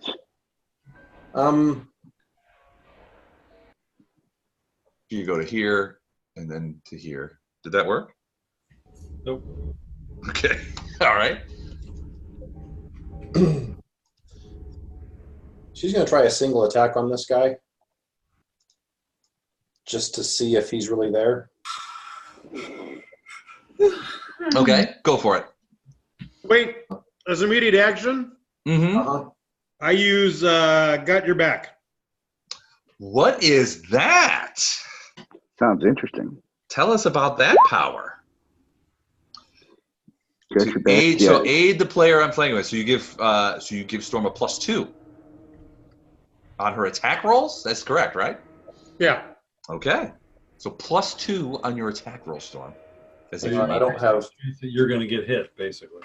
Plus the prayer. plus the prayer, yeah. So I don't that's- have a template for huge yet, so I'm doing all this manually. Hang on. Okay. So prayer gives another +2 on attack rolls, doesn't it? Yes. Prayer +1. I Plus think 1. Prayer up- +1. It's Aid also on damage. Don, were you gone when we were talking about the fact that this is an illusion standing next to you? 18. Were you gone? Okay, I think. I was here. Oh, okay. +1 luck It bonus. was just And happening real -1. fast. So Okay, so single swing. I'm just making sure you didn't miss it. Actually, Okay. it'd be a single bite is what it would be, but Okay, so she's biting him. yeah, she's just trying to fight. 24. Did you add any pluses to that? No, that's with everything in there. That's a miss. That's a miss. It doesn't hit Gato. Ooh. There's no- Would a it's a melee. 24 hit you, Gato? This is a melee attack. That's true. You wouldn't miss that. yeah, he wouldn't be biting through him. Yeah. It dodges out of the way, Storm, and you miss. Your teeth just slam shut on nothingness. Okay, she's gonna to try and a 5-foot bull rush to try and push him back. Can you do a Wait, what? attack and a bull rush? Well, she did a single attack. Right. Who are you bull Actually, rushing? Full attack action. I don't I don't think. think. No, she can't. Never mind. She Yeah, can't. you can't do a combat maneuver, and because combat maneuvers are standard actions. Right. Right. So that's all she's doing for now. Okay. All right. What about you as Ilindar? Now you see this guy there. You see him talking to Lothar. You see Lothar sort of coming back. Sort of. And Lothar still says we need to subdue him. You need to subdue him. You need to help. I him. don't have anything that I can do that with. So Allow for help. I've called out for help already because Okay, he called for Storm to come back, but Storm's got something right there and kind of trapped in there.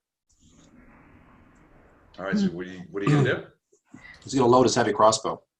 He's gonna load a crossbow. Okay. Cool. He's really good with that crossbow too. So I'm sure that'll bode well. Lothar, now's your chance, bud. Would a knowledge planes check allow me to understand what this thing could possibly be? Because at this point, I'm operating on the assumption that it's the Jesker guy, but he's possessed. But he's not necessarily behaving that way. Yes, try knowledge planes, sure. Or even knowledge religion. 19. Yeah, you're not sure what it is. You got a brief glimpse of something that to you it didn't look like a demon per se, or at least a demon, not any kind of demon that you've seen before. It was almost a very beautiful woman. The other side of that coin, so is Jerusalem. So, I guess, beautiful women are not necessarily unknown to the abyss. Right. So But yeah, with the no, 19, I get nothing. Yeah, not really. I mean, it's definitely you get a 2-for-1 bargain here with this guy, but you're not sure what it is. Okay. I'm going to take a 5-foot step back Okay.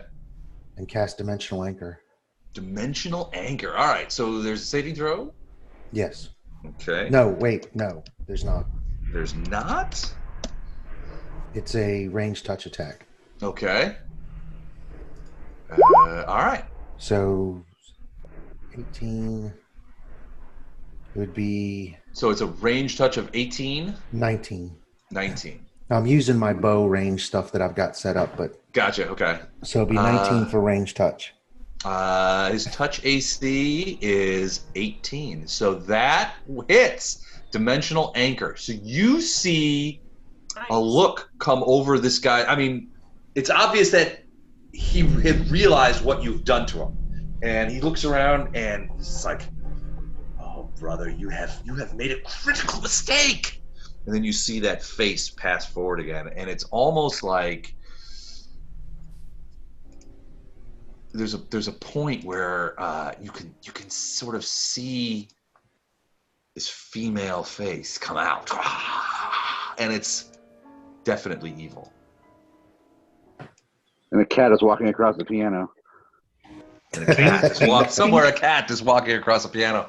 But yeah, so dimensionally anchored. So that guy's not going anywhere. Suddenly, that's Nice work, trouble. Chuck. Nice work. We're gonna put the symbol of dimensional anchors are webs. So we'll put that on. Just drop a giant anchor on his. Yeah. All right. So dimensionally anchored. Excellent work. Flashheart, you're up. All right. So, And you're big. I'm huge. You're huge. My question is, how huge am I to pass through this spot right here? So you will have to squeeze anywhere in this area. You will be subject to the squeeze rules. I can't. You're sort of like trapped. This is like a stone pillar. Yeah, it's actually like a stone, like a part of the cave. I can't Kool-Aid man through it. I mean, maybe. I'm gonna try to squeeze first. I want to get down to here and start putting some non-lethal damage on this guy. Okay. All right. Can we so do the old flat of the blade non-lethal damage anymore? Sure you can. You can fight non-lethally. So squeeze rules. Here's the deep. When a large creature squeezes into a space, a medium square, the creature occupies 2 squares. Centered on a line for bigger creatures. Squeeze rules. Here's the thing. While squeezing in an narrow place, you take -4 penalty to attack and -4 penalty to AC. Okay. You have to -4 off your attack rolls. Now you're going to try and non-lethal this guy with the flat of radiance. Right. Okay. And I'm gonna try to get, obviously, as we dance around here, try to get into a larger space where I'm not at a -4. Okay. You'd have to use acrobatics to sort of get around him. Without drawing an attack of opportunity. So -4. Extra, you can just do a 5-foot step, right? Well, yeah, I mean, but you, theoretically, but you still have to get like around him. Right. You'd be still passing through a threatened square. All right. A 5-foot step would solve that, but it wouldn't necessarily get him to where he wants to go. All right, so I'm gonna do -4 here. You ready? Yep. Whack. 19's a miss. Ooh. Okay. Then I'll taunt him. Or her. You'll what? Hey, You want- lady. I call your quest a silly thing. Okay. I'll say, yeah, I'll just like, who else is in there with this Erastilian? Is that the name of their order? Yeah, they're Priests of Erastil is the name of it. Erastilian brother. Who else comes Okay. calling in this body? He says nothing to you. Are you the keymaster? Gatekeeper? I knew it. Welcome, the members of the followers of Gozer the Gozerian. What was that? My pug really wants to go outside, so I'll be Okay. doing that after my All right. turn. I guess that was my one turn, right? Okay. Yep.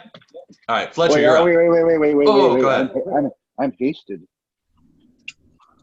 I get another attack, right? Only one attack though, because Really? it's bonus attack's a full round action. Yep. Would a grapple be counted instead? Yeah, it's a standard action. You wouldn't be able to do that. All right, then I will just goad the female demon or whatever that's inside him for another round. I taunt you a second time. Yep.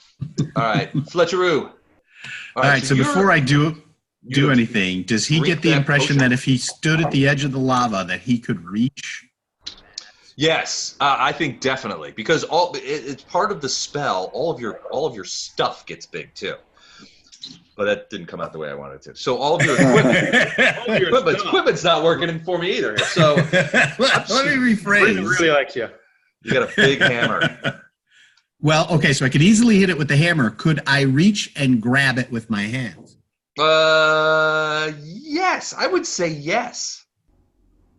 All right, I'm going to step to here then, and I'm going to with my hands and yank it off of the wall. To the edge of the thing. All right, so go ahead and... I will go into rage, by the way.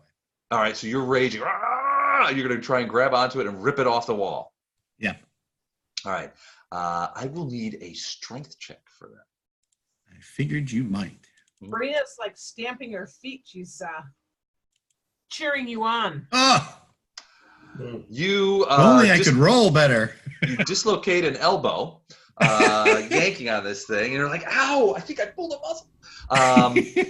It's really awkward reach. It doesn't. Yeah, it's really a kind of a weird thing to try and grab. It's very difficult, and once you get your hands on it too. So a couple of things: you get your hands on it. It's not hot to the touch, although you can feel the heat of the lava coming up. It is not hot to the touch, which is what you expected.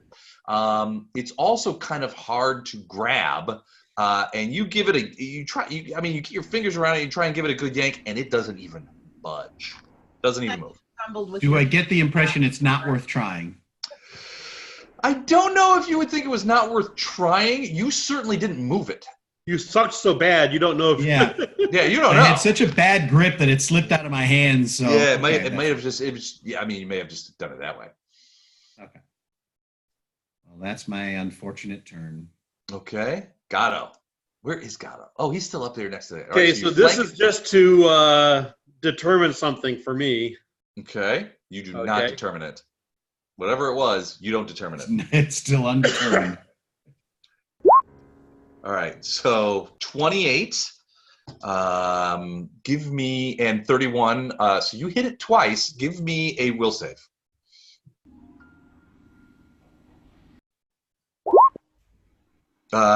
Your sword passes through it twice as your sword is like whoosh, whoosh, and it just goes, oh, sap, that's right, you're trying to sap him. It just passes right through his body and comes out the other side, and you whirl around and try and hit him again. You're like, I can't believe I missed. And you try and hit him again, and you know that you should have hit him with that 31, and nothing. Marina's yelling at you on the other side, going, I told you it was an illusion. So the six-sided die was kind of to determine my reaction to you yelling that. Okay. Because I'm playing this as it's all happening all at once and everything. So I agree it is an illusion now. Okay. That's what that was. The one was for. Storm. That's what the one was for. Okay. All right. So that was a full attack action. Okay, and nothing. All right, so move 5-foot step or anything like that? Like into the lava? If you go straight backwards, you can go right into the lava right in front of Farina. I think he's talking to somebody. Okay. Bardos. Oh, hell, Bardos is up.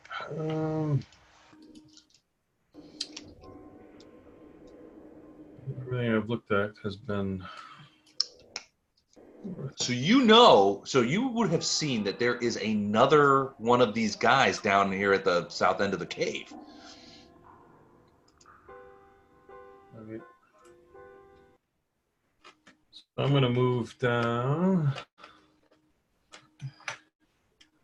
to there, and I guess I'll cast Grease. Grease, okay, where? On the guy. The 10-foot square, so I'm going to do this. I don't know if you can see that here. Okay, so like something like this?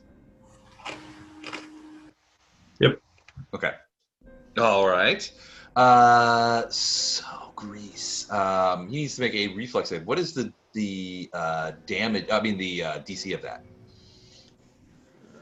Let's see. Grease. That's music we need. 16. 16 reflex save. All right, let's try it for that. 16. All right.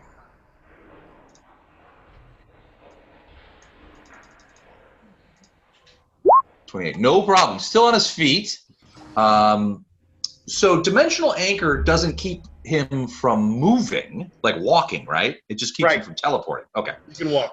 All right. So he's still on his feet. There's grease all around. The grease is actually getting in the lava and causing it to like spark up, and like there's smoke and that kind of stuff as some of this grease gets into the lava.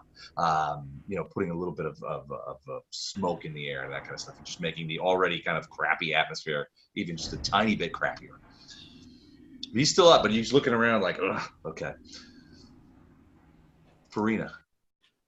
So Otto was going to pounce on him. Would Otto recognize that he's now greased like a cue ball? Well, yeah, I mean that there was grease on the floor. Yeah, I think Otto would. I mean, I've seen this before. So is the guy greased or the floor underneath him greased? The floor underneath is greased. So Otto should still be able to attack him then. Maybe. Well, if Otto enters that square, which he would almost certainly have to do to attack him, he's going to have to do the same DC 16 reflex save to stay on his feet. Otherwise, he's going to end up prone. So what if he jumped right on the dude, though? I mean, he's very, very agile. What if he doesn't touch the stone at all? Oh, that would be a grapple check. So that would be a CMB. Can he do that? Can he grapple somebody? Does he have a CMB? Does Otto have a bonus? He has a grab attack. So okay. He was to jump directly on the dude and bite him.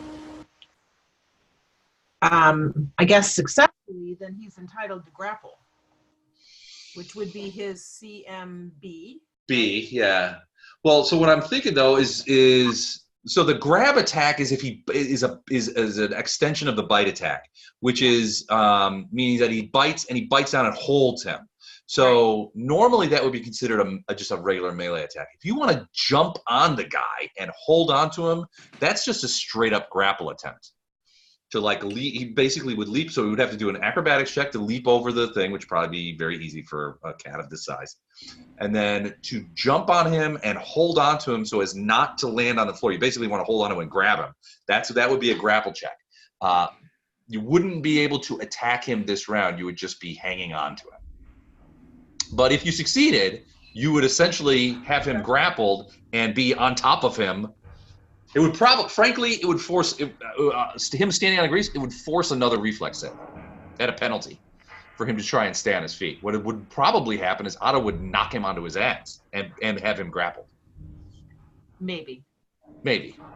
So I'd have to roll an acrobatics, and then I would have to roll acrobatics for the jump, and then you would use your D20 plus your CMB against this guy's CMD. To see if you could successfully grapple him. And if you do successfully grapple, well, I'll tell you what, if you're just leaping into him, I mean, even the impact might force another reflex save. I think it would. I would think so too, because he weighs somewhere in the neighborhood of 150 to 200 pounds. Okay. All right, so do the acrobatics check just to see if he gets the jump. He leaps into the air. No problem. He's leaping in the air. All right, now do his CMB. What'd you roll? 20. All right. CMD is higher than that. Yeah. A fairly significantly amount higher. So basically, Otto hunkers down, leaps into the air directly at the guy, who sort of shifts away. And he goes, no, it didn't even hit him. Otto didn't hit him. But he's shifting in grease. Right, but he wasn't impacted in any way. He's sort of move. If you try to move, then you have to do a DC 10 acrobatics check, and it's a half normal speed and move. But he's just like sort of like shifting his torso out of the way. But I'll do it anyway. Okay. The grease spell says a creature can walk within or through the area of grease at half normal speed with a DC 10 acrobatics check. Okay. Failure means it can't move. And must make a reflex save or fall. Okay, so he's going to do, since he's not moving, he's just dodging, really. He's going to try and do that acrobatics check. Where is this here? Okay, he's got plus 18 on acrobatics. And he only has to make a 10. He has to make a 10, so... So he avoided it. Yeah, you've essentially avoided it. Now, how far can Otto jump? How far can Otto jump? Because basically what he's done here is he's leaped at this guy. What was the acrobatics check? And missed him, and he's going out in this direction. Was the 21 the acrobatics check? Yeah. Are you trying to figure out? I would say since the DC on something is 1 foot, is 1 per 1 foot, I would say he jumped 20. That's a 21-foot jump that he was going to make. All right, so he does not. So Otto luckily jumps basically over the grease spell and lands on the other side and sort of skitters around and turns the other way. So he lands about here. And sort of sits around. Okay? Okay. And All then, right. Verena, who knew this guy was an illusion, has a link with Otto. So I would know. I mean, I told him to attack him, so Right. I'm to come. I don't know what that's going to take to tiptoe through there as my move action. Half move. But it'd be half speed, essentially. Okay. So then at that place. Which is just the school. So basically 5 foot means 10 foot. Yeah. 20. And I'm not going to be able to see the bad guy to shoot an arrow at him because of the stalactite, right? Correct. Yeah, you do not have line of sight. I would probably be better to make a double move. 5.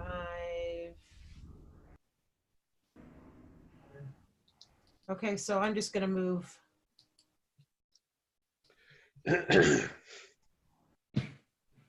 Can I see him there, actually? Because I think that was...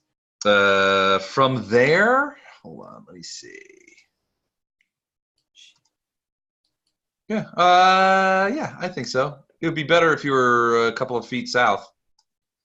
Hang on, I'm remeasuring 14. Nope, okay, no, that's it. All right, you can sort of see him, but he would get partial cover if you were to try and shoot at him. And you did a double move. Oh no, that was just a single move. I was trying to single move and then hit him, but oh, okay. I'll come down to here now then. Okay. And that's double move, and I'm done. Sorry. All right.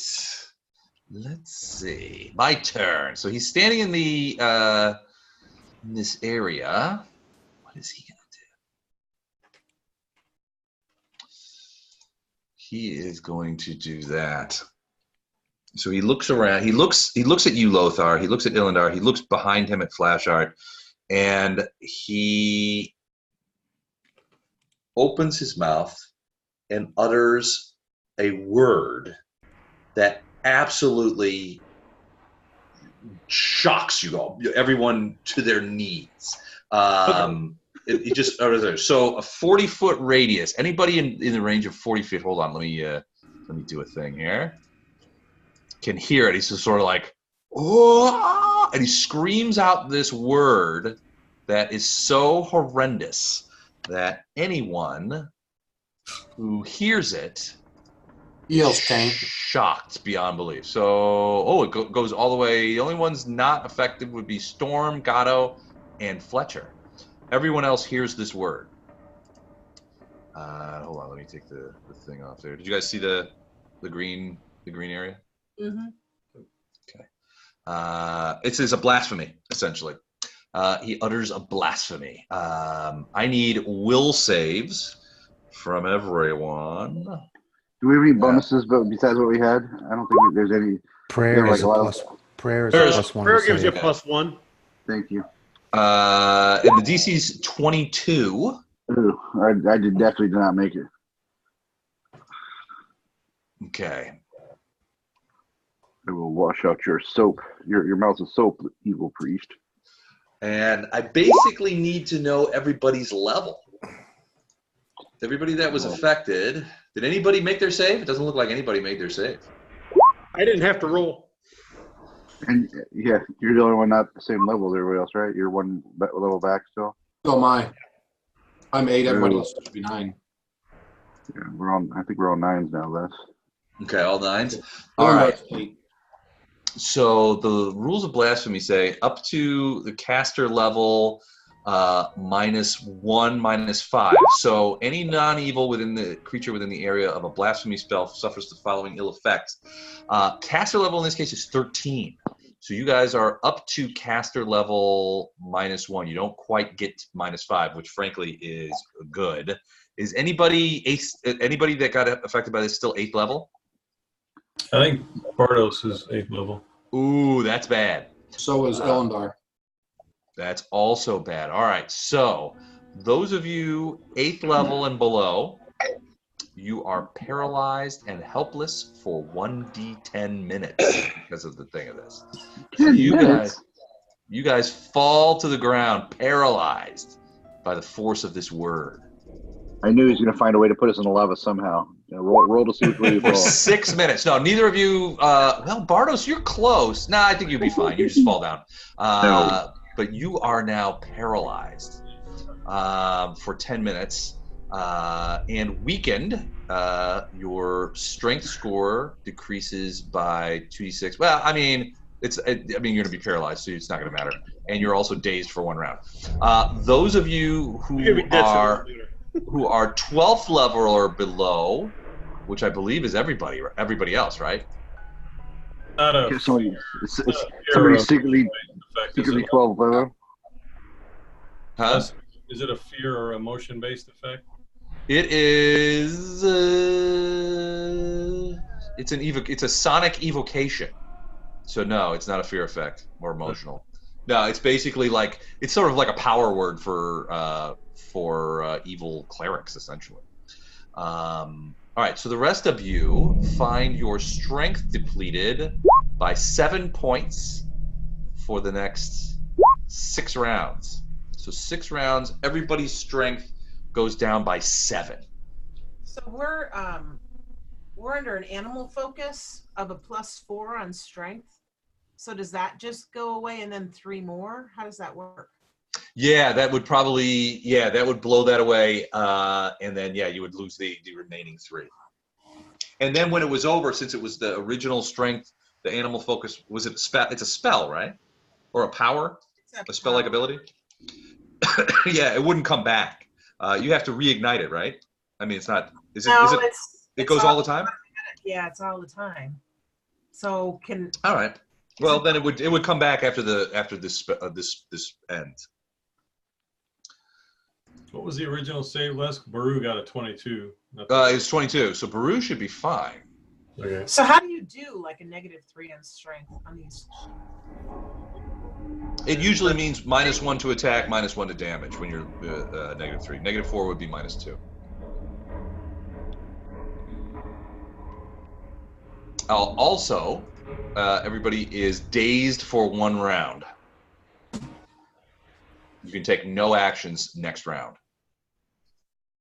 All right, so we got 2 paralyzed, a lot of people with lower strength, and everybody within that circle is dazed for a round after the power of this word.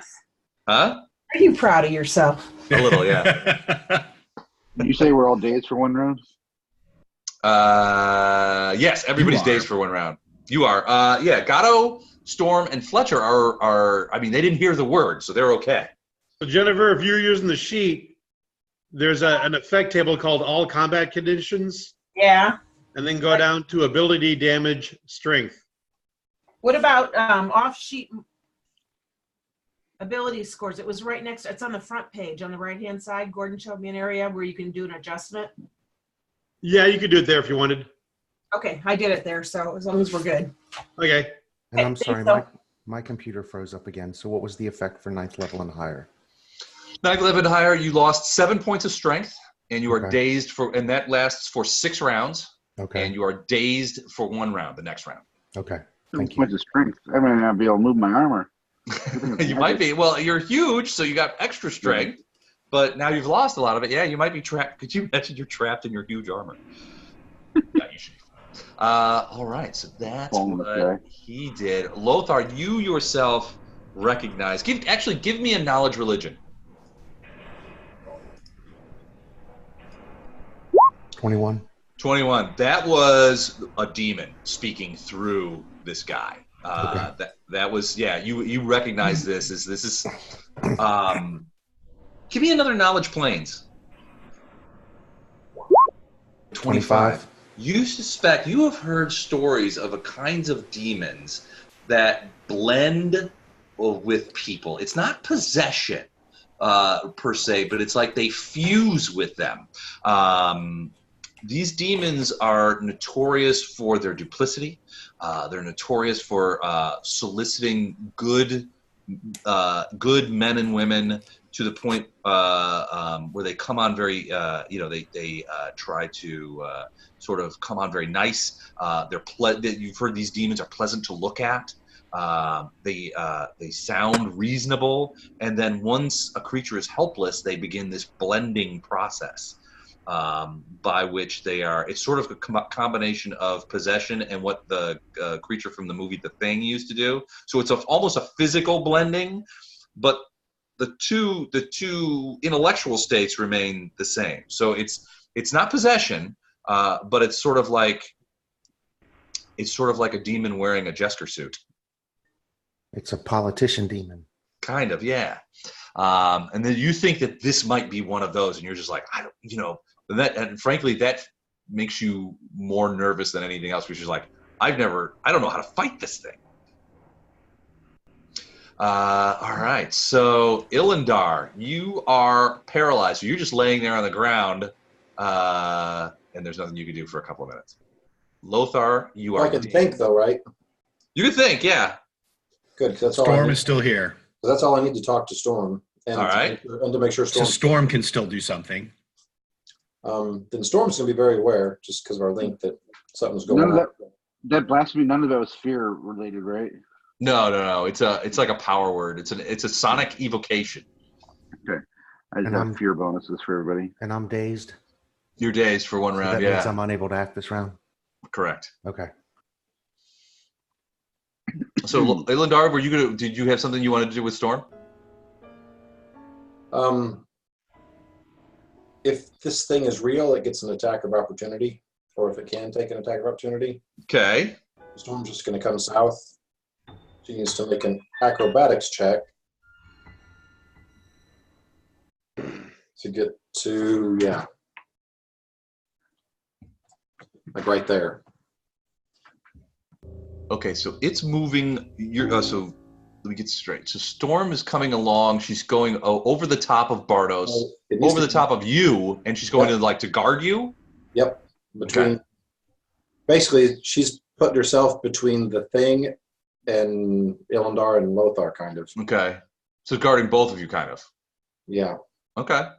All right. Cool. It does not take an attack of opportunity, although Gatto, it still seems to be pointing its bow like in the direction to the due west. It's like pointing it's kind of moving around. Well, it looks like at first it seemed like it was being, controlled. Now it seems to be sort of stuck in a loop. Right. It's doing the same movement over and over again. That sort of like swirling fluid movement.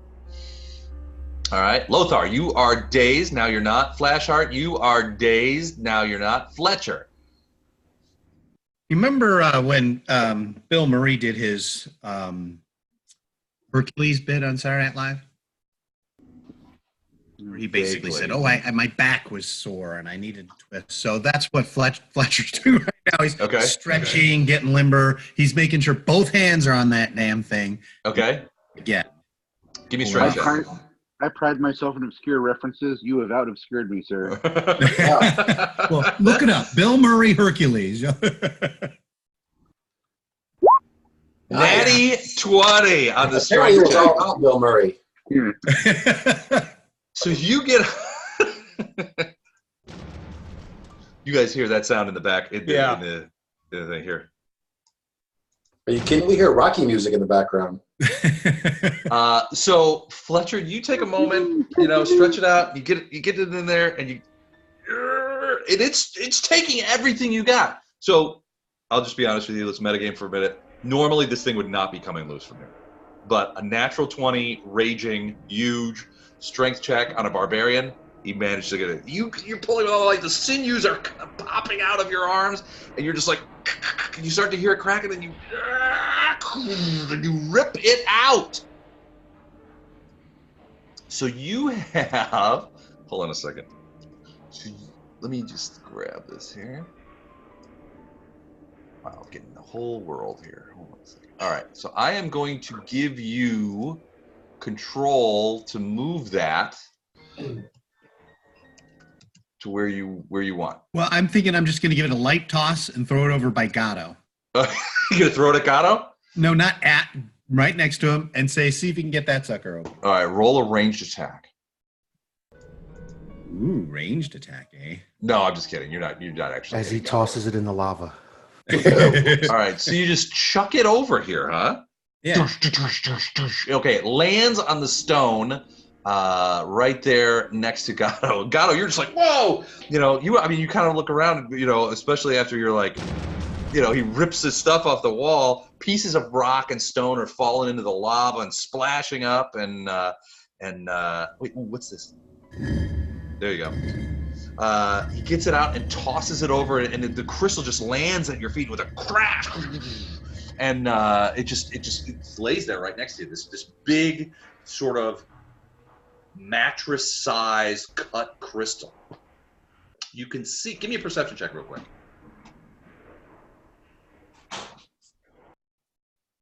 Your first thought as this thing lands to you is like, damn, he just missed me with that. And your second thought is, that looks like a coffin. Okay. All right. Great job, Fletch. I'm giving you some bonus points. Can I still do a move action? No, I have to rule that getting that thing off of there and chucking it over there is basically. That's pretty much both. Yeah, it took everything you had. But well done. Bonus points for that. Gatto. Clutch 20 from Fletcher. Very nice. Gatto, you're up. You're looking at this thing like, what in the what? Okay. Couple of things. Several things. Okay. I want to check for traps. Okay. And then I want to try to open it. Okay. All right, go ahead and roll check for traps. Oh, you did already. All right, so 37 to disable trap, magical traps as well. All right, you do not see any traps. What you also don't see is any seams. Now, while this thing may be shaped like a coffin, basically, as far as you can tell, it is a single crystal. A single huge crystal that has been cut into this sort of shape and somehow stuck into the wall, but there's no hinges, there's no lid. You don't see any way to open it. As far as you can tell, it's just a single immense crystal. Now, what you can see is that there is something inside.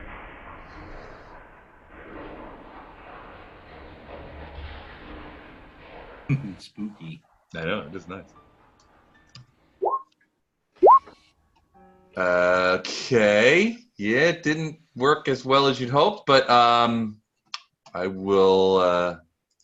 Yeah. Gatto whispered out loud. Yes, he did. At the top of his lungs. I sure wish this is magic. That / kills you. Yeah.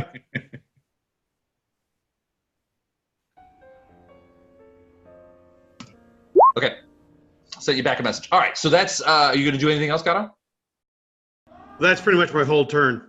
All right, Bardos, you are paralyzed. Farina, you are dazed? Yep, not anymore. Okay, not anymore. All right, my turn again. So now she is going. So Lothar, you see him, and he is going to do that acrobatics check because he is going to walk. Otto was dazed as well, too, right? Isn't he pinned? No. No. What did I miss? Otto failed. Otto missed him. No. I mean, Lothar cast a spell on him. No, dimensional anchor only stops him from magical forms of movement, astral projection, got it. teleport. He can still walk. He does have to do an acrobatics check to walk, though, Les. Because Yeah, I just did it. It's 36. So Easy. that yeah, failed. he's. Dang, no, he did not. He's going to walk. He's gonna walk over here to. Hold on. He's gonna walk over Got here. a lot of squares he can move to. And he's gonna use the dazedness of. That Flashheart wasn't dazed anymore. Well, he's just for the rest of the round. And so he's gonna do. Storm's not dazed, and she's got reach. I guess she can try. You can try if you want to. So dazed. Let me just. I want to make sure I'm doing this right. So. So blasphemy and weaken. So it's going to. Okay, yeah, she would get a single attack of opportunity. As he leaves the thing. So he is focused on Flashheart, who is dazed but not helpless. So I can't really do what I wanted to do. Stuck out my soul through my mouth. Well, you basically see a separation. And this woman comes out, like pops out of the dude. So you see her sort of like step out, and the other guy, he's just like, kind of like standing over there. He's dazed and that kind of stuff. She leans over to you. That's a. Let me check on that. Hold on a second. That's a hit, but it's not going to stop her. So what she's going to do is, it'll hurt. She is going to do a touch attack on you. And you are dazed, so that means, hold on a second. Dazed means flat-footed. No penalty AC, but it's still a touch attack. So she is going to do a touch attack on you. What's mine? I have a -4 AC, right? So we talked about being squoze. Or is that only during that? Oh, yeah, you're squoze. So, yeah, you do have a -4 to AC because of your size. So, 27 touch attack. Are you guys see that hits? Yes. Okay. So, you get hit by something called, and I'll just read this to you, lingering doubt. If the target, I need you to make a will save. I am hit by this every Monday morning.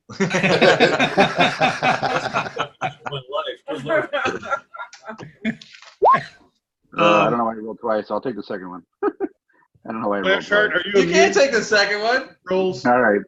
What'd you say, Don? Are you immune to mind control? Good question. Oh, I'm immune to a lot of things. I'm not sure I'm immune to mind control. Let's see. What level are you? It's not a mind control. It's not a mind control spell. Okay.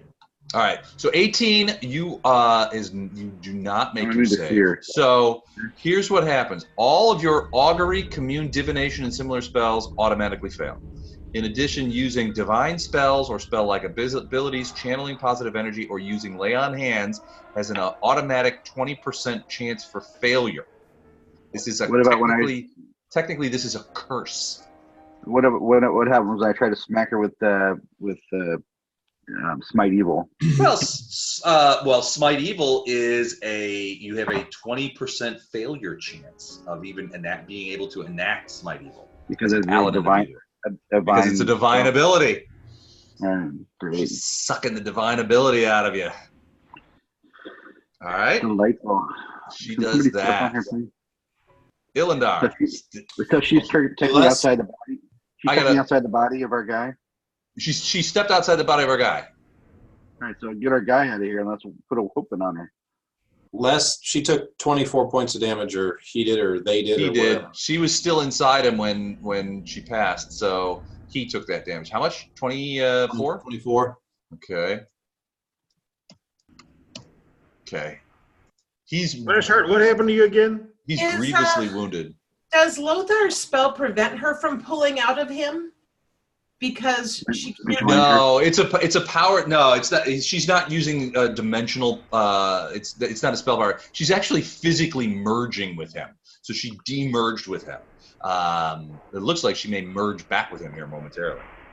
John, I think you said all my spells would fail. Not that I ever cast them really. My lay on hands. 20% chance. 20% chance, and as do my divine abilities. Like I was about to hit it with Smite Evil if I can ever move again here. Yeah, you feel like your connection with Iomade has been somewhat blocked. Right. Okay. By this. Iomade's not taking my calls anymore. So Illidar, what is Storm going to do? Anything? Okay, so that was her turn to move, right? Right. So Right before mine? Yeah, she moved, popped out of this guy, and then did a touch attack on Flashheart, which succeeded. Okay. Well, then she's within reach. He is going to try and grapple her again. Okay. And now he's huge, which gives him even more bonuses. Okay. Hang on, let me grab those real quick. So +2.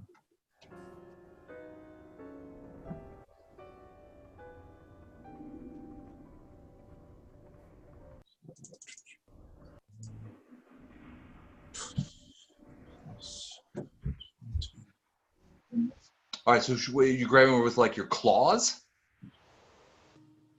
Sure. Okay. Just trying to grapple. All right. Trying to pull it, her, whatever in and just hold them there. My gosh. Nope, miss. You go and check all of her attack rolls. Close. I don't think she's rolled anything above like a 5 tonight. She hasn't got hardly anything. Yeah, I mean, it's been pretty terrible. Now, if you try to grapple somebody and you don't have improved grapple and you miss, do they get an attack of opportunity on you? They sure do. Ooh, that's what I thought. All right, so she doesn't like the fact that you're trying to get her, so she smiles at you and hits you with a claw, or tries to hit you with a claw. Probably misses with a claw. So let's just see what happens. 23? Yeah. You missed. Yeah. So claws flying across the lava. Claws across the lava. That's the name of the episode. All right, so that's Illindar. Lothar, now you are weakened, but you are now not dazed, and you see you've seen all this taking place. This woman, this creature, has exited Jesker, has done something that you now recognize to Flashheart, and looks like she's going to. It looks like next turn that she's going to re-merge with Jesker. All right, I'm going to take a 5-foot step Mm-hmm. and cast Dismissal. Dismissal. All right. So it's a will save DC 20. DC 20 will save. All right, let me check her will. Will bonus. She's got a good one. Where's it? I think she has a good one. Okay, will save is +13. All right, here we go. Bumble. Hit fumble. 13. Yep, she made it. So what happens? There's no effect then? Yeah, will negates. All right, so you're in your weakened state. You're like, dismissal, and you blast at her, and she just is like, oh, I forgot. She also has spell resistance. It doesn't matter in this case, but she also has spell resistance. No. So we would have done that too. But yeah, you can see her sort of like fighting off the magical influence of your thing, and it's like, All right, that's Lothar. Flashheart, you are back up, but that sense of lingering doubt is with you. I'm going to The curse. take my lingering doubt into a Smite Evil. I'm just trying to calculate. So -7. Sorry. But not 21 or higher before you do it. Because of the doubt. You don't even know if you can do it anymore. What are you? Oh. So it was -3. Do I still have the minuses? No, you got to roll percentile dice. You got to roll 21. So you got a 20% chance of it not working. So you have to do percentile dice. You got to get 21 or higher just to even enact it. Are you talking on like D100? Yeah. Yes. Yeah, just do it blank D100 and go high. Okay. Got it. Going down there now. Does prayer help? No. No, for this. Okay. It's just yeah. Yeah, it's essentially a curse. Haha. You get it. All right. So Smite Evil will work. All right. So Fought through the doubt. the -7, which is going to be -2 to strength bonus, plus the charisma bonus. Don't forget your strength is down. Yeah, -7. Okay, you're already doing it. Yeah. So just trying to calculate. Make sure I calculated it out right. I think I'm still net 1, so 15. 19's a miss. Oh, so it's a Smite Evil. Hey, Don, don't you get like a big plus for the first swing? The pluses are the same for all the Smite Evils. It's the double damage. Oh, you get the double damage for the first one. That's right. But you missed. She ducks away. Radiance does not seem to be behaving as much as you liked. All right. That's you, I guess? Or are you going to move, or? I'm going to try to keep her on me. I'm going to, like, I have a juicier target than a paladin of Iomity right in front of you, demon. Come at me. Come at me, bro. She wants you to be helpless. That's what she needs you to be, so she can blend with you and merge you and start changing your alignment. Les, I have a second attack because I'm still hasted, right? Attack action, yeah. You get a full attack action, so yeah, absolutely. In fact, you get 2 more if you want. 1 for haste, and you. Right. Yeah, you probably get 2 attacks anyway, and you get 1 for haste. So you probably get 3 swings that are. Right, that one should be a hit, hopefully. 7 is a hit, yep. And third one. 24 is a miss. So right, one hit. Smite Evil, I think it's only on the first attack I get the bonus, right? I'm just double checking. Well, you get double bonus the first one. Double bonus in the first swing. You get regular bonus every swing after that. Okay. It's been a while since I actually threw old Smite Evil down here, so. So Radiance is sufficient to get through a fair amount of DR. All DR goes bypassed. Yeah, if you smite an evil, she gets nothing. Well, that doesn't seem fair at all. Successful attack. Yeah, I know. That's what's great about paladins. All right, go ahead. This is all DR. Also, it says for successful attack, I'll get 2 points of damage per level that I have. All right. I guess it'll be 18 bonus points to her. So let me just roll the old damage now. Radiance. 1 second. Just reading how to set my macro here, and I didn't have it open. Okay. So 7, 8. So plus, you want me to add the double 2 points per level now, or do you want me to add it after I make this roll? After the roll's fine. We'll just add it on top of it. So 14 plus 16. 18. Yeah, 18. Is 32. Yep. Bypassing DR. Yep. That sucks, but she's not a pushover. Maybe I might have her attention now. Yeah, I think you did. Well, she what she hoped was that, frankly, she would love to get she'd love to get into Ilindar or maybe even Bardos and sort of right. if they're helpless like a paralyzed piece, she can just blend with them as a standard action. Right. Well, I that's didn't not understand great. That happens. That's a problem. They're incapacitated, so I'm trying to keep her on me. Yep. Okay. I'll call it to Otto and the dragon here. Storm. I suddenly blanked for a second. Otto and Storm to help me seize this beast of a woman or beast of a demon. Okay. All right, Fletcher, you're up. So I want to get to this area here. Okay. You want to just jump over? Yeah, jump over, and I know I have to squeeze by, and this guy could hit me with an attack of opportunity, but I don't care. I just want to get there. Okay. What's the acrobatics check?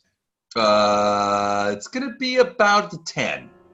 Yeah, I got plus 16, so I'm not worried. So he disappears, that guy. So the guy you were worried about, like the thing, he just disappears. So what do you got, plus 10?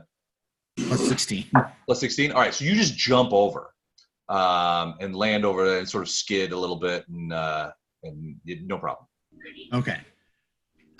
Just because instead of doing a double move, I'll do that, and I'll turn and swing and try to smash this. With a hammer? Yep. Okay.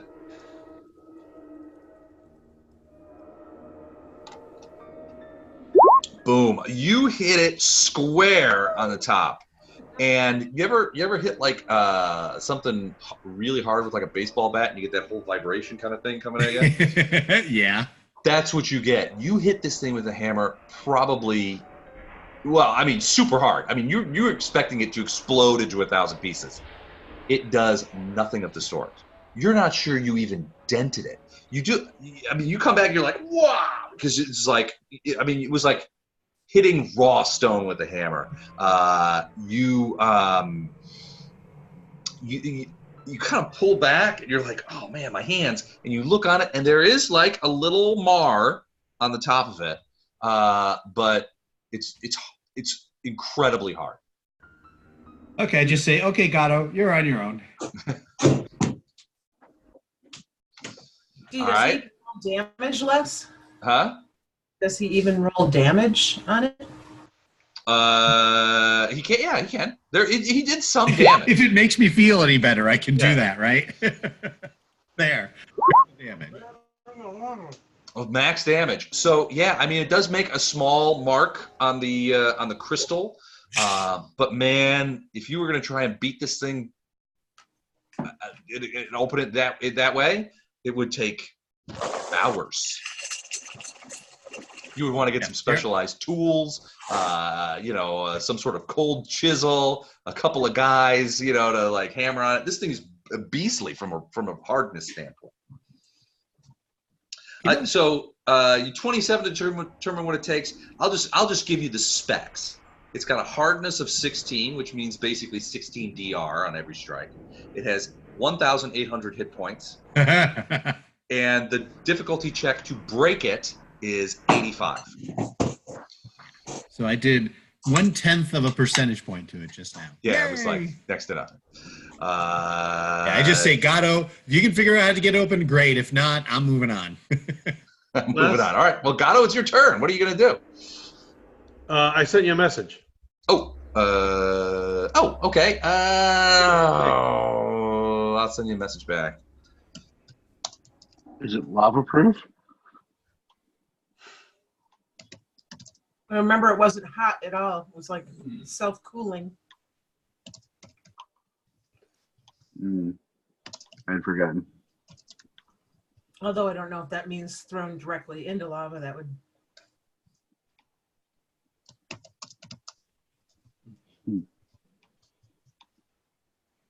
Okay. Send you a message back. Use his lava rolls then. I keep waiting for somebody to go in the lava. Nobody will. I just don't understand what seems I will to be be the happy to oblige. reluctance. I'll be happy to oblige your demon lady here as soon as I get my hands on her. Let's put her in the lava. I swear, Lee. Never gonna get the chance. Lava swirly.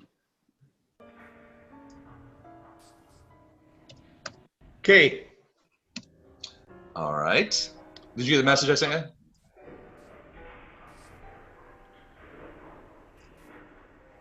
Is that my standard action? No. It'd be I mean, no. Is it a I mean, full action or standard? Using a skill like that? Yeah. I would say standard. Okay. I'm going to move to here. Okay. I see Bardos. What's wrong with Bardos? He's on the ground, prone on the ground. His eyes are open though. Oh, real? Well, no, you don't see him because he's invisible. He has still done nothing that would cause him to. Oh wait, the grease spell. Would that be considered an attack? I think it would. Oh. Grease would have been an attack. Yeah, so he is visible. He's just lying on the ground. Baru next to him, sort of chittering. His eyes are open. He's laying there. I try to wake him up or make him reactive. Okay, so you just kind of kneel down and sort of slap him around a little bit. Wake up! Wake up! Yeah, he's unresponsive. He's breathing. Lava on his face. A little lava on his face. That'll wake him up. He seems unresponsive. He is. You can see his eyes are open, and you can see that you feel like he's conscious, but he seems completely sort of like debilitated, and he's not moving. Okay. Okay. Farina.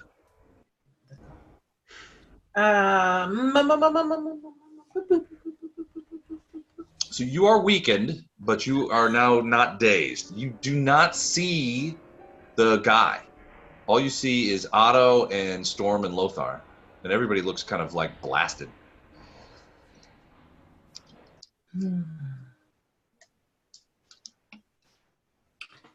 I haven't had much success with anything I've tried. This has been a tough evening for everybody. I can't help but feel.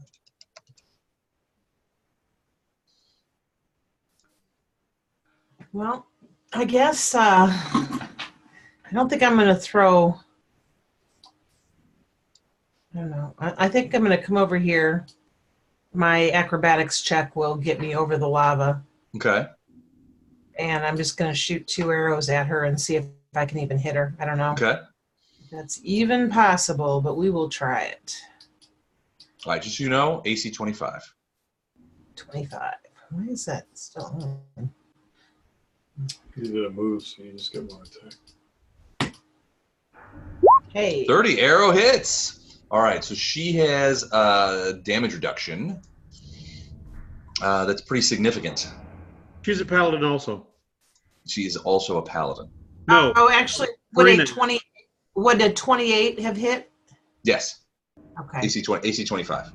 Her bow is magical and holy, so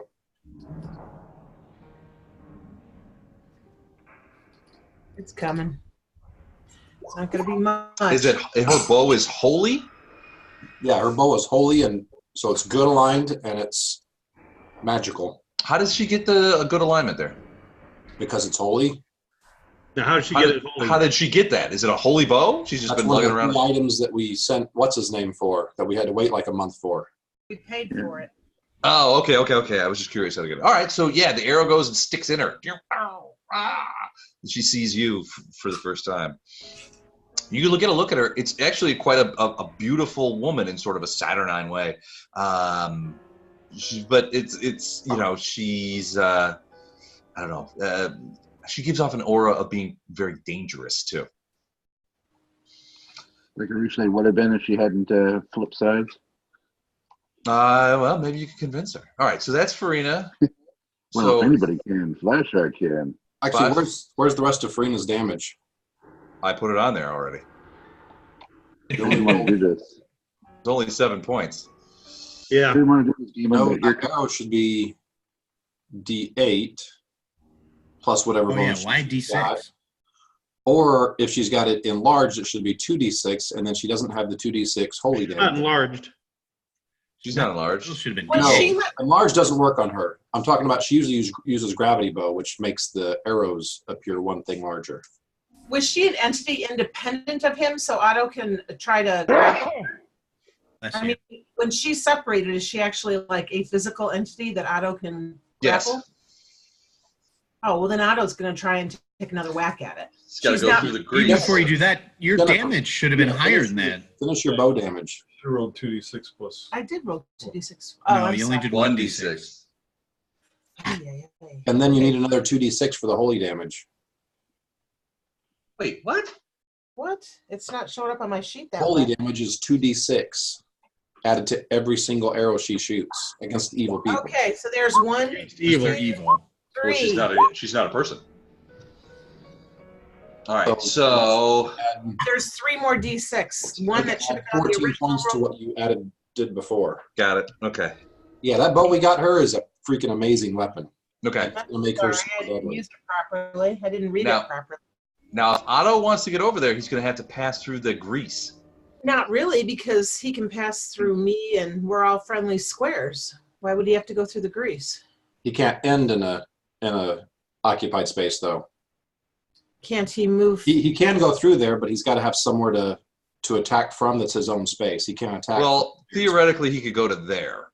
There's like a little thing. There's a little lip there. Yeah, he could probably go there and do it. But he's big now, right? He's a much bigger cat than he No, used to he be. never got huge. Otto isn't enlarged. He didn't He's get Oh, still okay. just human size. Yeah. Okay. All right. Yeah, I think he would be able to get there unless he wanted to go around the other side. And then he can just do a regular bite attack, correct? Sure. And then with that, if he's successful, then right? Have I got that? Yeah. Hey, Les. Mm-hmm. I just realized when I did my attack, I hit her twice out of my 3 attacks. No, you only hit her once. I thought I hit her twice. No, First you one I didn't. missed. All right. Never 24 is a miss. 25 is got it. is 25 a hit? 25 is a hit. 25 is her AC. So you get bite damage, and then you can do the grab. Okay.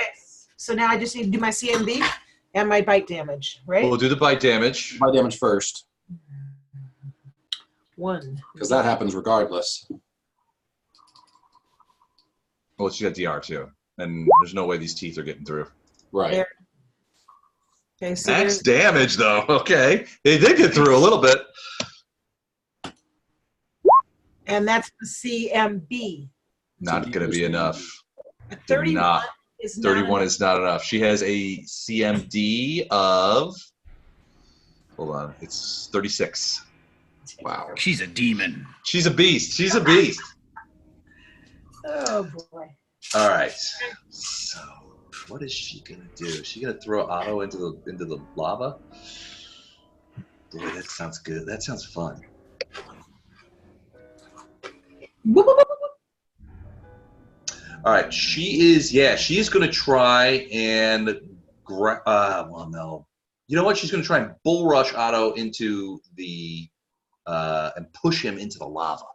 So now she's got my CMD. She's got to beat your CMD. So her bonus is plus 18. Little low. 25. Yeah, she misses. She misses. All right. Otto gets an attack of opportunity. Does Flash Heart as That's well? No, just the person she.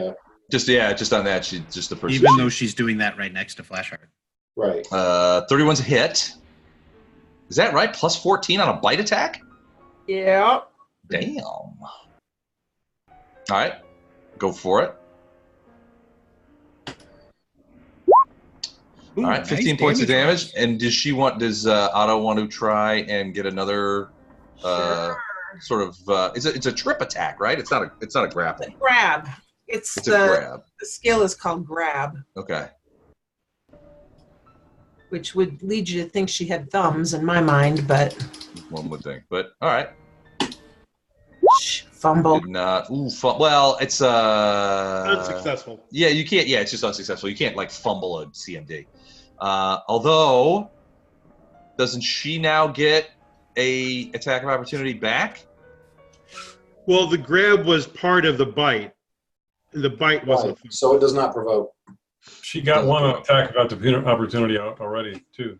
So. And she's got, I believe, combat reflexes. She does indeed. But yeah, no, I think it's part of the attack. I guess that wouldn't provoke. It's, all right, so it's she's going after the bite. So she's going to take a 5-foot step and blend back into Jessica. It's a very gross thing. She just sort of like melds into him. And that's going to be it for her. Ilandar's still down. Lothar. Actually, Storm goes on Ilandar's turn. Oh, I'm sorry. You're right. Good try, though, Les. Nope, it's Lothar's turn. Sorry. She's going to take a 5-foot step, kind of step them over. It's not like really Ilandar's in the way. Okay. crushes Ilandar and then teleports away because and then disappears. Teabags Ilandar. And then she's going to take a full attack on this guy. Oh, okay. But since Lothar said that we need to take him out, she's going to take the penalties and do all subdual damage. Subdual damage. So not lethal. That's half, right? You do full damage. It's just not lethal. But she takes a penalty. She takes a -4 to each attack. Oh, that's what it is. Try and soften the blow. Okay. So pretty much erases all the stuff she's got from being huge. And then all right. Like I said, I don't have before we play next, I'll have a huge template. Yeah.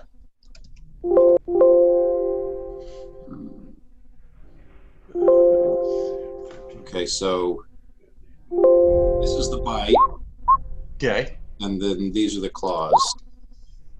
Okay. Bite 19 is a miss. Claw 20 is a hit. Potential critical. 22 is a miss. So 1 claw hits, but potential crit. Okay, so here's the confirm. Oh, look at that! That 20 on the confirm. That's definitely that's gonna punch it up a bigger crit. Okay, well, like I said, she's doing some dual damage here, so. All right. I don't know how you would crit that. So go ahead and roll the damage points. If you remember, Les, the Double same thing damage. happened when I went after what's his face in the dark armor, the dwarf. Yeah, I we tried to critted on take him the alive. subdual. What did we do then? Well, I killed him. Yeah, we were trying to subdue him. Yeah, and I we- think if you accidentally crit, I don't know. So so this crit is Then we, called made it look like an accident. so this crit is called Organ Scramble. Target suffers max plus bonus and 1d6 con, and he needs rest or restorative magic to heal the ability damage. She did 18 points of damage. Okay, so that's Like I said, subdual. what's max? I don't know that you can. I don't know that you can subdue a crit. That's what happened last time. Well, you can still subdue a crit. It's just you can still go below their bottom negative, and then they still die. Kill him. Okay. He did like 40 max? points of damage to someone who had like 5 hit points. 5 hit points. So- Right. All right, so here's the problem. You essentially did max plus bonus, which would be 40 points of damage. He has 24 points left. I think you killed him. Because his con, and you did con damage, so roll the con damage, which What is takes the place con damage? concurrently, 1d6. So let me look at what his con is. Oh, this is not good. It's not good. Go ahead and roll the con damage. So his con score is 13. Now it's 8. And you did 40 points of damage or 16 below 0. Storm accidentally killed him. Okay. Because of this, she pops out again.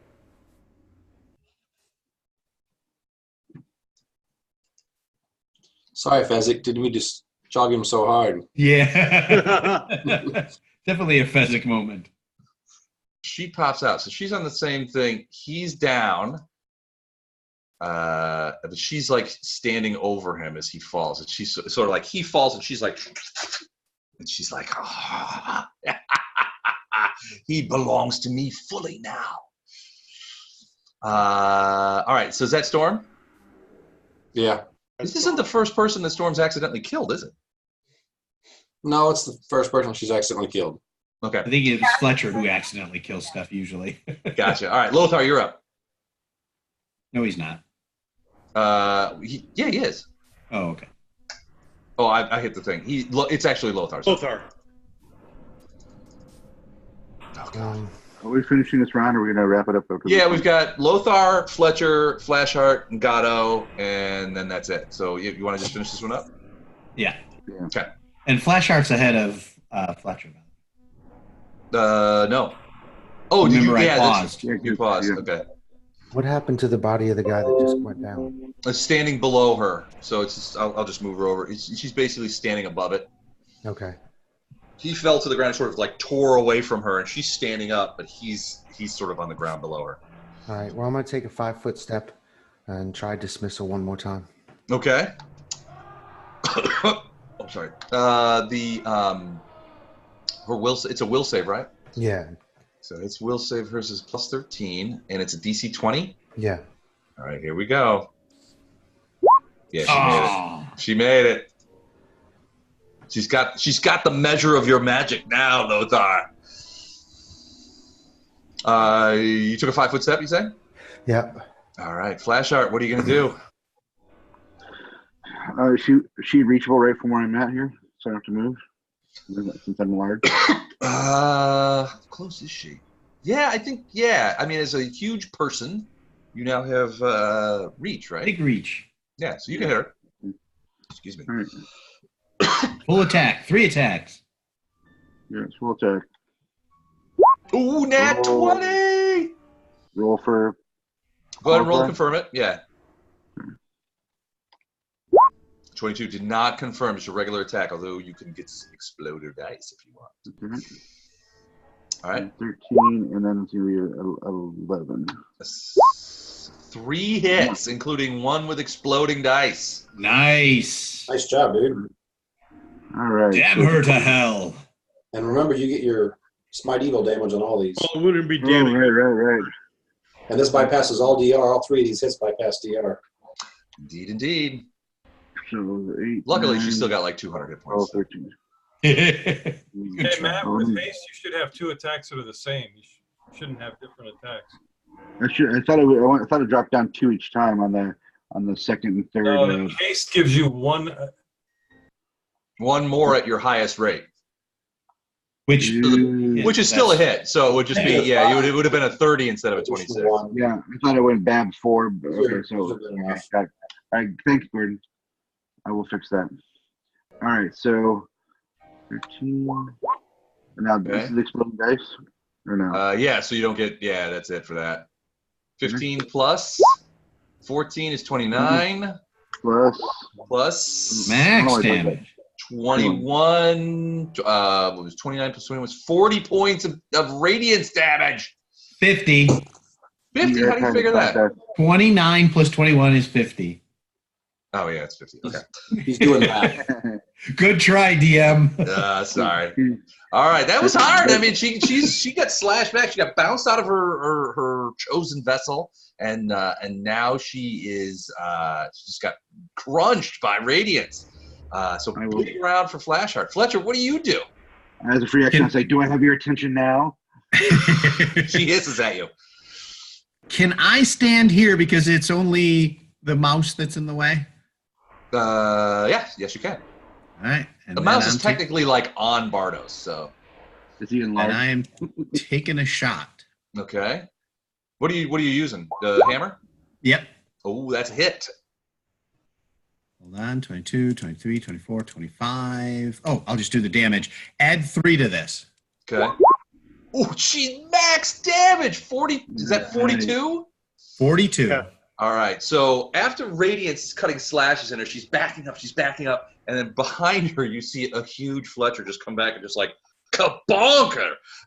And the head of the hammer lands right on her head, and you see her eyes just sort of go like this, and then it's like she turns into a giant mass of particles, and all of those particles sort of go outwards from her. So she's like, it's like she's been powdered, and she goes out, and the powder just goes. And she disappears. Right into the Yay! Yay! I'm sorry we can't. Sorry your guy got killed. Well, I have a quick question. If I have Sure. something that's a swift action, do I have to wait for my next turn, or can I do it now? Go ahead. I'm gonna burst. 20% fail Yeah. chance. How long does that last? It works. Problem? It works? It works. Jesus. Nice. 26 points. Look at all those sixes in there. All right, everybody gets back 26 points. Sadly, it's not going to help him, I don't think, because he was fully dead. We couldn't stabilize him or anything. No, he was well beyond. Yeah, his con was only we were like what 16 over, and his con was only 8, so it was like double his con. He was gone. He's considered undead. Too bad, Xano. Xano could have used him for parts. All right, and My turn? Gato, you gonna do anything? Yeah.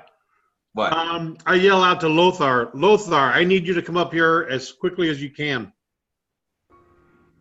Yeah, that's not going to be very quick. Hey, Storm can pick you up and carry you on her back. Well, the narrowest part of this channel has a grease spell on the other side, so I don't think I'm going to try to cross that. Ardos can get rid of that. No, he can't. Not for about 10 more minutes. He's paralyzed. He's going through a reboot function right now. He's over there. He's over there blinking. Wow. Yeah. Well, if I move up here, how far is it to I'll get be like, across? Fezzik, I need you. This place right here, that's about 5 feet. So Can I reach over and just pick him up? You can aid him.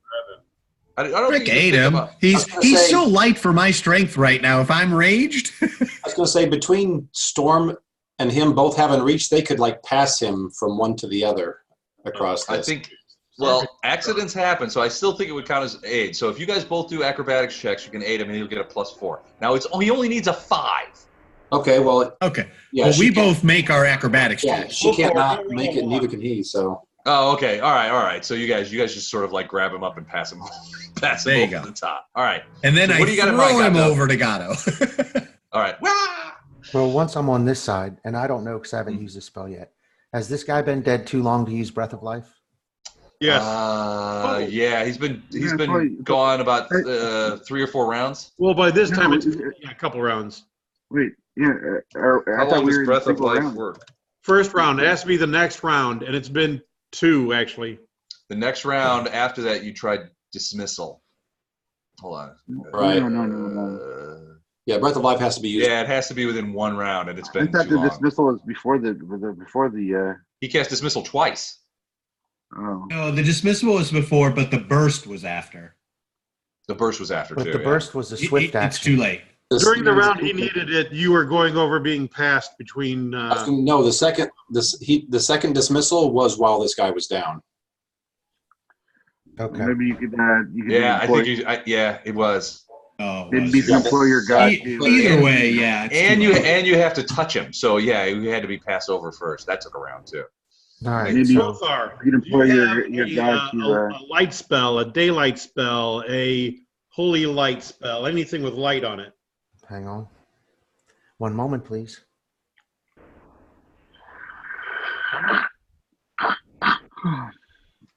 As soon as Quickly, we before we resolve fall this, I'm going to asleep. bed. No, I have Searing Light, but that's an attack. I don't have any light spells.